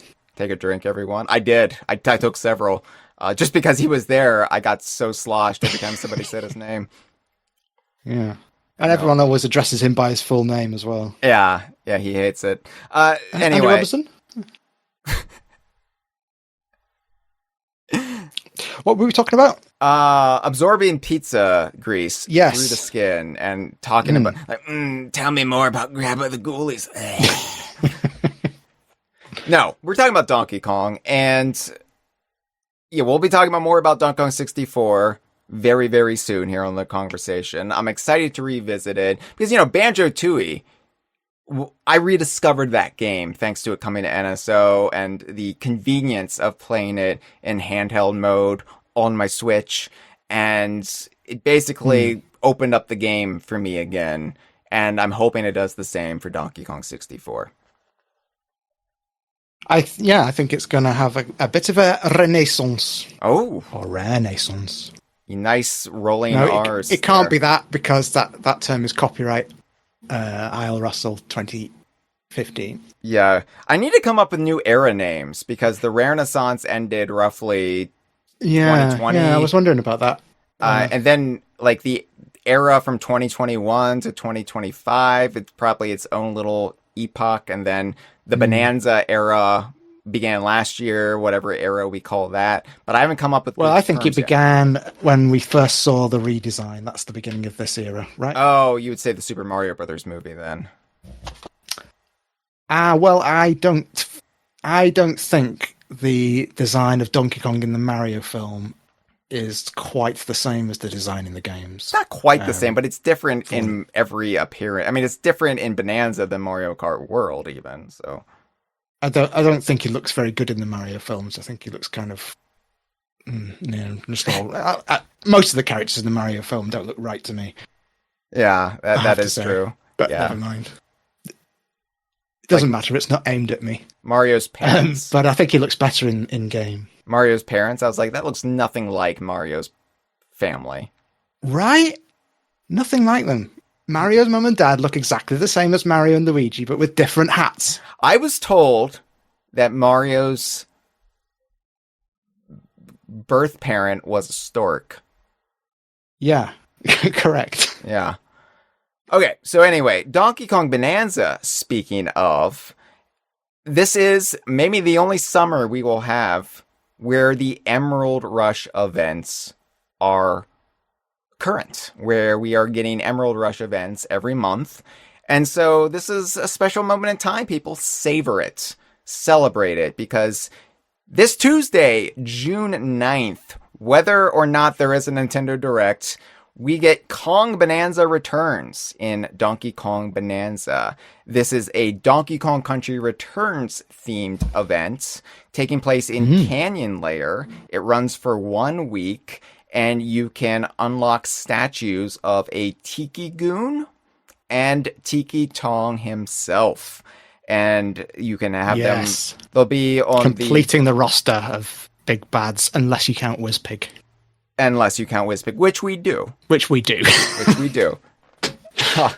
So, yeah, so this not is completing the roster. This is obviously they're going to be then on the the Eastern Islets on Donkey Kong Island in the DK Isles, where we've determined is actually Utan Island, home of Lanky Kong. Of course. But that's where all of the non-Kremlin or Voidco enemies are being dumped for their statues. And I'm excited because I will be able to have Tiki Tong, and then I'm going to be able to recreate with the K. Rool statue that little doodle you made several years ago of them playing chess together. Oh, right. Yeah. Yes. I'm excited about that. So anyway, Donkey Kong Country Returns, Traveler of the Stars, if you're still with us, take a little celebratory dance. We're talking about it. This is actually, I think, appropriate to do a Donkey Kong Country Returns themed event in Canyon Layer because it is themed around giraffes. And of course, Donkey Kong Country Returns introduced us to everyone's favorite Donkey Kong character, Canopy the giraffe. Yeah, it was exactly, yes. So yeah, I think it is the best world to put the Tiki Tax in. Even though there are no canyon levels in Returns, unless you count Cliff. I would say Cliff comes close, and I think that's what came to mind for a lot of people when they announced this. So, anyway, I'm kind of glad I'm not at E3. I'm kind of glad I'm not in Los Angeles this coming week, because I couldn't imagine also trying to do an Emerald Rush event while completely busy with on-site E3 stuff. Like, I wouldn't want to take my Switch 2 into the Nintendo urinals. That would be not only weird, but it would also be completely unsafe for my Switch 2. It's a conversation starter, though. Have you thought about that? But then somebody would pee on it. You'd have to Wii hands-free. Yeah. But, these are the sacrifices we make. Or do a sit-down Wii. That's the great thing. I can now... I don't know if I like the theme of this episode, Hyle. I don't know if I'm happy with this. Can we go back and change it? Or is it too late? It's too late. It's too late. This is the summer of the sit-down Wii. Okay. Yeah. Okay. All right. So anyway, what other Emerald Rush events do we think we're getting this summer? July and August. We're probably getting close to the end. It's probably going to run for 1 year, which will take us to October. But Lagoon Lair and Resort Lair haven't had Emerald Rush events yet. Neither has Feast Lair. Of course, Tempest Lair will have an event there for the Elephant Bonanza statue and presumably an Ellie statue to go along with it. Hope so. But given that it is Stinky Ape Summer, I am hoping that we are going to get Resort Lair at the very least for one of the events this summer. And my favorite theory has been Candy and Funky statues will be paired together, perhaps with either Resort Lair or Lagoon Lair. And I've always liked the notion of them being attached to Resort Lair because I'm thinking DK Jungle Climber. The opening scene of DK Jungle Climber where Candy is making those bedroom eyes at Funky while the Kongs... I love how much you've read into that, parallax scrolling scene. Matt... static. When I was younger, I did not know when women were interested in me. I was oblivious to it. I just thought there's no way they would be into me. So I would just be obtuse completely. But then as I got older and I gained a little bit more self-confidence... And now you realize all of them are. Yeah, I know when they're looking. And I know she is looking at Funky with lust in her heart. And so anyway... Just them being at this beach resort, right with the, under the umbrella with the little mixed drink in her hand. Yeah, well, I'm very interested to see if Funky Kong does turn up as a statue for reasons of course, Funky Kong's original design is a kind of Donkey Kong with sunglasses on. So, are we going to have Funky Kong updated in design to look like Donkey Kong does now? Or is That's a question. Is he going to retain that Kev Bayless charm? Yeah. I think it would be fine if he does. I think, honestly, it kind of be the best of both worlds. And he wears sunglasses, so you can't really tell. I'll be interested to find out. Yeah. Anyway, I'm hoping we get Candy and Funky statues this summer, whether it is from Resort Lair or Lagoon Lair. Feast Lair, my favorite theory is we would get a Swanky and Kitty statue paired together. Oh. Can you? The internet will go ballistic if there's a Kiddy Kong statue. Everyone hates Kiddy Kong. No, everyone hates him. There are people who still try to make it a bit because they love punching babies. That's their thing. That's true. Well, it is a fun thing to do. They're so defenseless. Chocolate Milk Drinker says Kiddy Kong and Chaos statues. We could get a Chaos statue, but the thing is, right, I don't think they could put Chaos on the Eastern Islets, but it wouldn't feel right separating him from the Kremlin crew. And we do have the Chaos Mark II backpack that K. Rool wears in Bonanza on one of his statues. So there is some semblance of Chaos as part of the statue collection. That's true, actually, yeah. But yeah, it's a good point, though. When I said earlier about all of the big bads, I sort of think Chaos counts. I agree. I agree. I mean, even if there's that misdirection, I would still say Chaos is... He's as much the big bad as General Scales, so shall we say. He was officially the Kremlin leader from at least 1996 to arguably 1999. Yeah. Yeah. Like, if you look at the actual lineage of Kremlin kings, it goes K. Rool, Chaos, K. Rool, and then it just stops there. K. Rool II. Yeah. No, it's just non-consecutive terms. We're kind of used to that at this point with... Oh, yes. Anyway, watch this space. And by the way, when the Emerald Rush events officially end, we will do one more Bonanza episode about all of the Emerald Rush events. Not going to be this summer, likely, because it's probably, if they do end... It's just going to take a while for all the Brothers Bear to be released as statues, so it might be some time. I would be fine with a complete second year of Emerald Rush events if we did get the promise that all 14 Brothers Bear are included. Yeah. Yeah. Did I just say 13? That was a that was a faux pas. I knew what you meant, and I know Bachelor lives in your heart, Matt. You don't have to ever apologize to me. He does.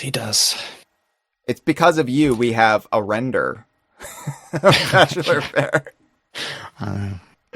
Which is I can go to my grave knowing I left a legacy of some sort. Yeah, you put sunglasses on a Brothers Bear.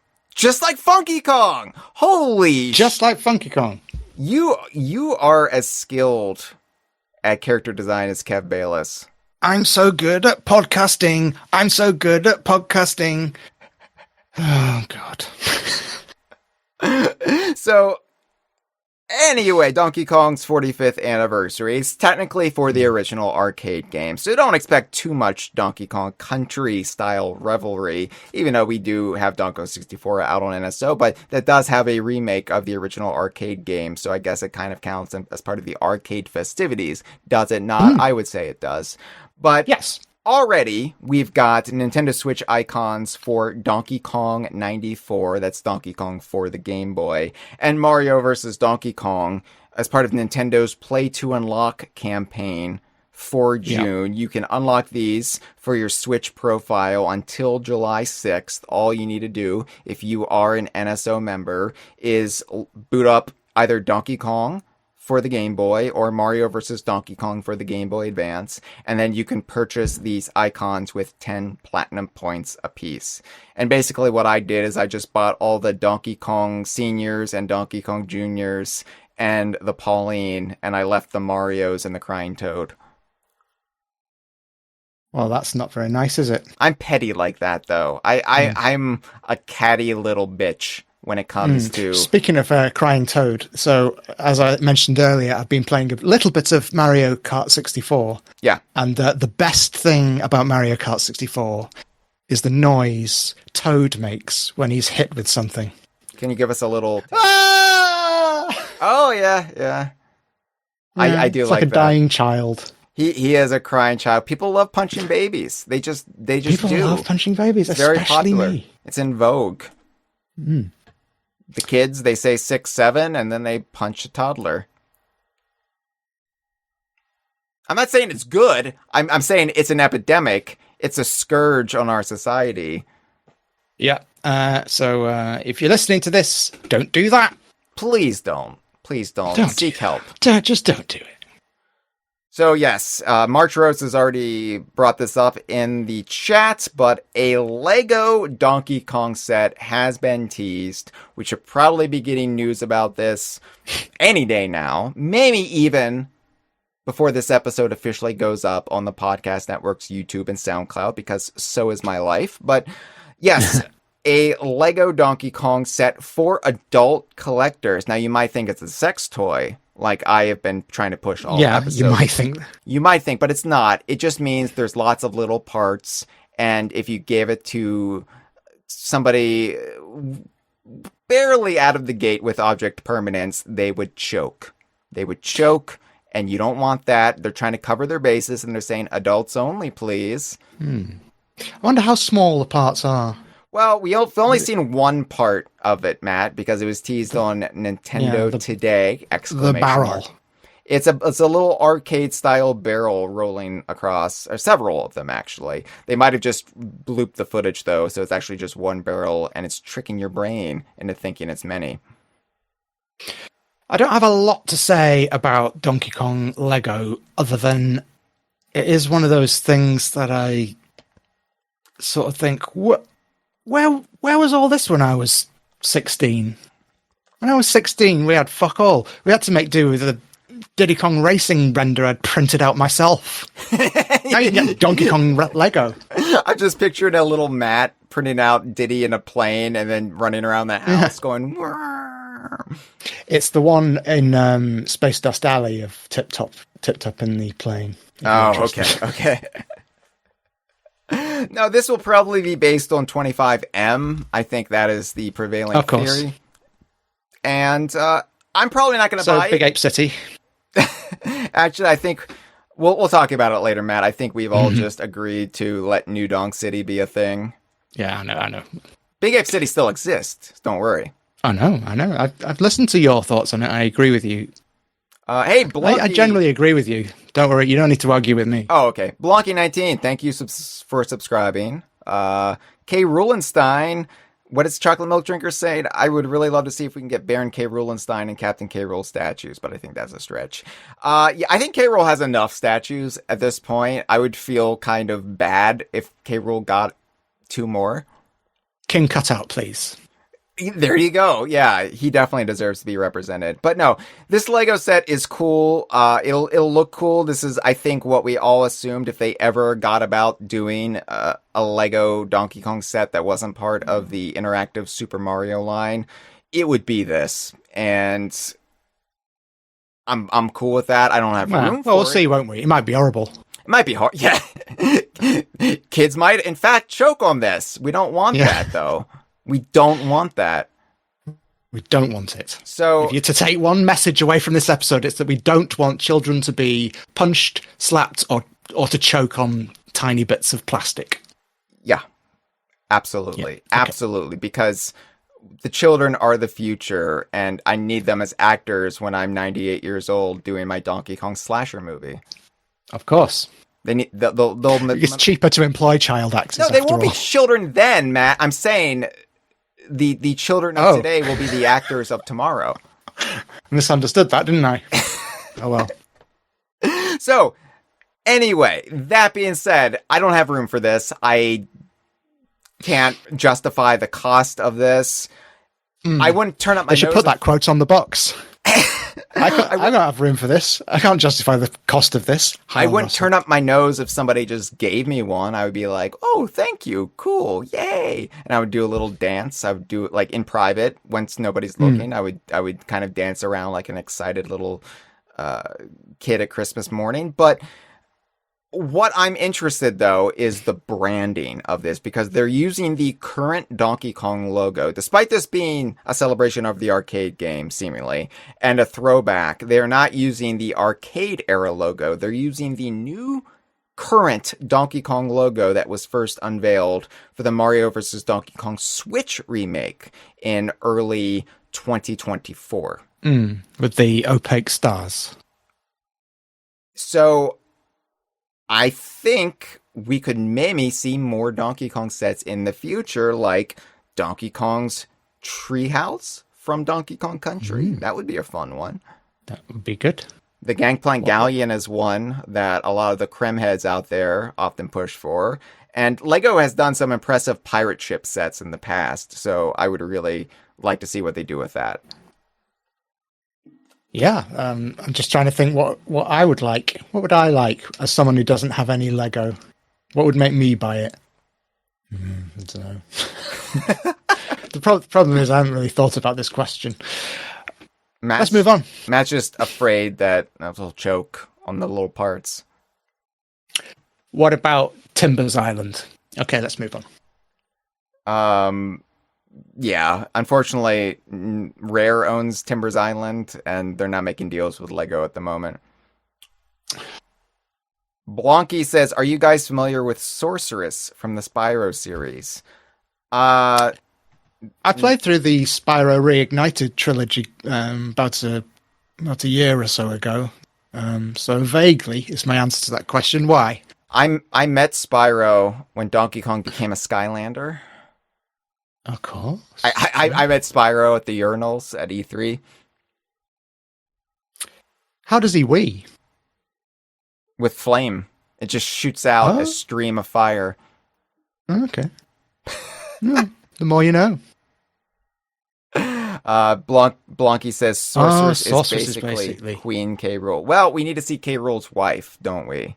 That's the big tantalizing thing that we're all reaching for now. Is we all basically agree after years of debate that K. Rool's wife exists because Bonanza effectively confirms it, and so therefore we must meet her.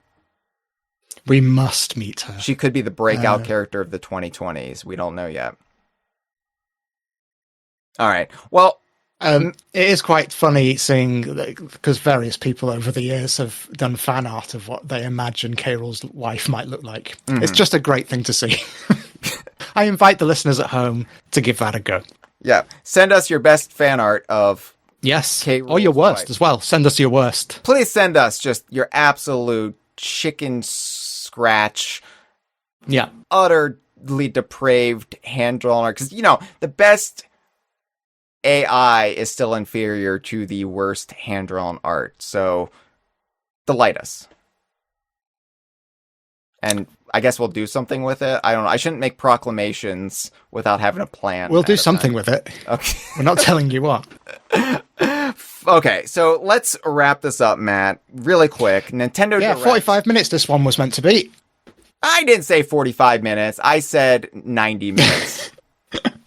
I've just halved that in my head, haven't I? But to be fair, we spent the first 30 minutes talking about peeing and whatnot. So I think if you subtract all of that nonsense, I was right on the mark with this one. Yeah. 90 minutes plus some wee. Because here's the thing, Matt, right, I don't know if you know this, Matt, but I just think the world of you, and I love talking to you. So it's a pleasure. Well, I don't mind. Quite mutual. I don't mind that this went long, except I'm keeping you from your wife and your life. Oh, it's all right. She's otherwise engaged. By the way, please send in your fan art of what you imagine my wife looks like. The worst fan art. I've already got your fan art of her because you send me a holiday card every year, a crimble. Yeah, if you've received any drawings from me, you're not allowed to enter the competition because that's cheating. So, what do you win for this competition? I'm not telling you. Assuming there is a Nintendo Direct this month, and I do believe there will be, because last year was an anomaly because the Switch 2 launched. You can't move for Nintendo Directs these days. They're coming left, right, and center. Like nobody's business. Like nobody's business.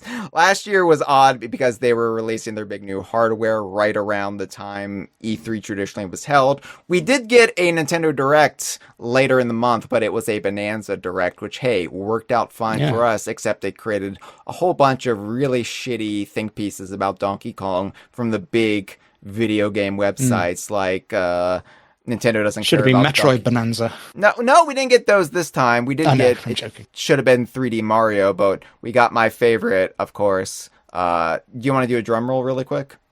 Oh, yes. Oh, gotta get these. Right, hang on. Anyway. Nintendo doesn't worry about Donkey Kong lore, and neither should you. Remember that one? Classic. Yeah. It's people are really put out by the idea of Nintendo caring. They're really put out about Nintendo caring about Donkey Kong, because there's just this idea that, no, you shouldn't care about that because I don't. Yes. Yeah. So anyway, I think there will be a Direct relatively soon, and 1 year on from Mario Kart World's release, people be asking, hey, DLC? What the hell? Where's Diddy? Give me Diddy in my Mario Kart World. Where is he? Please. Yeah, and Taj. And Wizpig. Matt. I hate to break it to you, but even Playtonic doesn't want to make a Diddy Kong racing game. Right, that's it. I'm going back to sleep. I'm fed up for this. I honestly don't know if Nintendo has any drive to release Mario Kart World DLC at the moment, given that everybody who's getting Drive! Anybody who's buying a Switch 2 is buying Mario Kart World. Like, it's basically 1-to-1. That might change a little bit this summer because they have the Switch 2 digital bundles where you can have the choice between Mario Kart World, Donkey Kong Bonanza, or Pokemon Pocopia. Yes. But is that how you say it? Okay. I honestly don't know. I just took a shot in the dark there. I like that. It's fine. Pocopia. I like it. Utopia or Fruitopia. Pocopia. Remember Fruitopia? It was another 90s beverage like Balls, but they don't make Fruitopia anymore. If I say yes, can we move on? We can. Yeah. Yes, I do remember that. Terrific. All right. So I think it's going to come when Nintendo's like, ooh, sales are slowing down for Mario Kart World. Quick, unleash the DLC. Maybe. I don't know. I could be wrong. I'm hoping we do get DLC because there's part of me that doesn't want to revisit Mario Kart World all that much because I want to do it with Diddy Kong. And yeah, it's at the same time as that, though. I was raised, as I'm sure you were, in a world that didn't have DLC. Yeah. So I'm very at ease making peace with the game as it comes. And that's commendable. Admirable. Thank you. Even. Thank you very much. The thing is, Diddy is my favorite character. Diddy is my guy. Diddy Kong, not P. Diddy. Please do not misconstrue. He's quite a character, though. I'm not a fan of Sex Pest and Crooks. Oh. I'm just not. Sorry, I didn't know that coming on. The closest I come is fictional ones like Bumper the Badger. And even he was just having a go with himself. Yeah, he didn't harm anyone. So I think that, it's still not cool. I'm not advocating for what he did. I'm just saying, like, compared to the real Diddy versus Bumper, I'll go with Bumper every single time. Why are we talking about so many uncomfortable things on this episode, Matt? I can't help it. I'm sorry. What DLC would I like? More courses, please. Maybe another island, or something like that. I don't know how they're going to make it work. Just go underground. Put more things. Yeah, underground. No, like in that little Gator game, or Donkey Kong Bonanza, even. Oh yeah, that would have been a more relevant thing to say. No, I said but Little that... Gator game is Platonic adjacent. Yes, it is. I'm trying to keep things relevant. Thank you. I missed the obvious thing. You missed the most obvious thing. No, I said it and I immediately regretted it because here's the thing. As much as I do want Diddy in Mario Kart World, and I'm kind of hesitant to burn myself out on Mario Kart World, as is, just because when I finally got Diddy Kong and Funky Kong in Mario Kart 8 via the Mario Kart 8 Deluxe Booster Course Pass, it was 10 years deep into the game. And after I drove around all the tracks with Diddy and Funky, I was like, Well, I'm done. I'm done with this. Do you know what? There's such a long time since it came out, and the release of that DLC / updated version that I'd actually forgotten Diddy Kong had ever been added to Mario Kart. Mario Kart. Eight. Yeah. My brain is melting. It's dribbling out of my ears. So, while I do have my fingers crossed, my prosthetic golfing fingers crossed for Diddy in Mario Kart World, here's the truth. Here's the honest, blunt truth, Matt. What I really want, and this might be a shock to you, what I really want is a new Diddy Kong Racing game. Yes, please. That's what I want as well. That's what I've always wanted. It's all I've ever wanted. And yeah, we've been going on and on and on about a potential Diddy Kong Racing sequel since the very first episode of the Kongversation, in fact. But I think it is possible, especially in this new era of rebuilding the IP. Donkey Kong Bonanza kind of tipped its hat to Diddy Kong Racing with Racing Layer, did it not? And so it sure did. I've got it in my head that one of the side games we'll be getting in the next couple of years is Diddy and Dixie Kong Racing. Yes, please. I mean, this isn't based on anything. This is just vibes. Vibes. I think it is one of the vibes. Obvious places for Nintendo to expand the series without encroaching on anything Mario's really doing. And I think if you go the Donkey Kong Racing, i.e. Rambi Rumble model of using animals as your steed, as your vehicles, so to speak, then bam, it's instantly different from Mario Kart. Throw in a story, maybe call up Rare and say, can we use your extraterrestrial pig wizard tyrant? And what are they doing with him? They let Fangamer make a pin and that's it. Let's bring back Wizpig. Let's get him as a statue in Donkey Kong Bonanza. I am advocating for this. I am standing up like that guy in the Norman Rockwell meme, i.e. painting and saying, I would like a new Diddy Kong Racing, please. Somebody out there make me a Diddy Kong Racing. And there's so much potential there as well. You could have avian steeds, aquatic steeds. Mm-hmm. This is the most I've used the word steed. Yeah. I like it as an idea. Chocolate Milk Drinker says, I've been losing... Someone make it happen. Hold on, though. Chocolate Milk Drinker says, I've been losing my shit waiting for DLC. I need Diddy and K. Rool and some new tracks. Please I'm sorry to hear that, Chocolate Milk Drinker. I mean, you do need to lose your shit. Everybody does. You can't hoard it. You can't hold on to it. But I hope you got somewhere safe before I really fancy a chocolate milk. Does that happen to anyone else whenever we read the name of this person? This our wonderful correspondent, Chocolate Milk Drinker. I have been making nutritional shakes 3 times a week as a meal replacement, and you can have a creamy plant-based chocolate beverage that's not too dissimilar from chocolate milk. And I sometimes think of my interactions with Chocolate Milk Drinker when I am blending it by hand. Yeah, I mean, when I say milk, I mainly mean sort of nut-based milk imitation substances. Hey, now, that's what got Bumper in trouble. I know, well, that's... I'm just following the footsteps of the best. Maybe we will see Bumper again at some point in the future. And it's not milk. Anyway, I do think we're probably at least 2 years away from the next major Donkey Kong game. I think we're sure to get some tie-ins when the Donkey Kong movie comes out. As we assume in 2028, we're all pretty much thinking, that's when the movie's coming out. They've announced a Nintendo Illumination film is coming out then. They've trademarked the Donkey Kong movie. They copyrighted Donkey Kong Motion Picture. It's coming.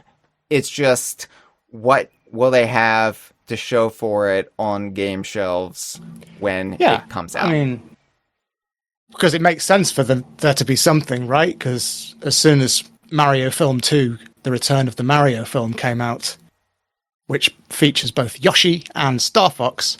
Oh, so should I spoil the Star Fox appearance? Everyone knows about that. It was exactly the same time as a Star Fox and Yoshi game came out on the Switch too. So, ergo, Donkey Kong Film equals next Donkey Kong game. You heard it here. Well, probably not first, but you heard it here. I think most likely next Donkey Kong thing, 2D platformer. Oh, yeah. Most wanted next Donkey Kong thing, Diddy Kong Racing style racing game. Why Thank not you both? and good night. Why not both? Why not both? Yeah. So, this is something Nintendo does do. They only acknowledge anniversaries when convenient to what they already have in the pipeline, but they do make sure they have product out when something big comes out for that sweet, sweet synergy.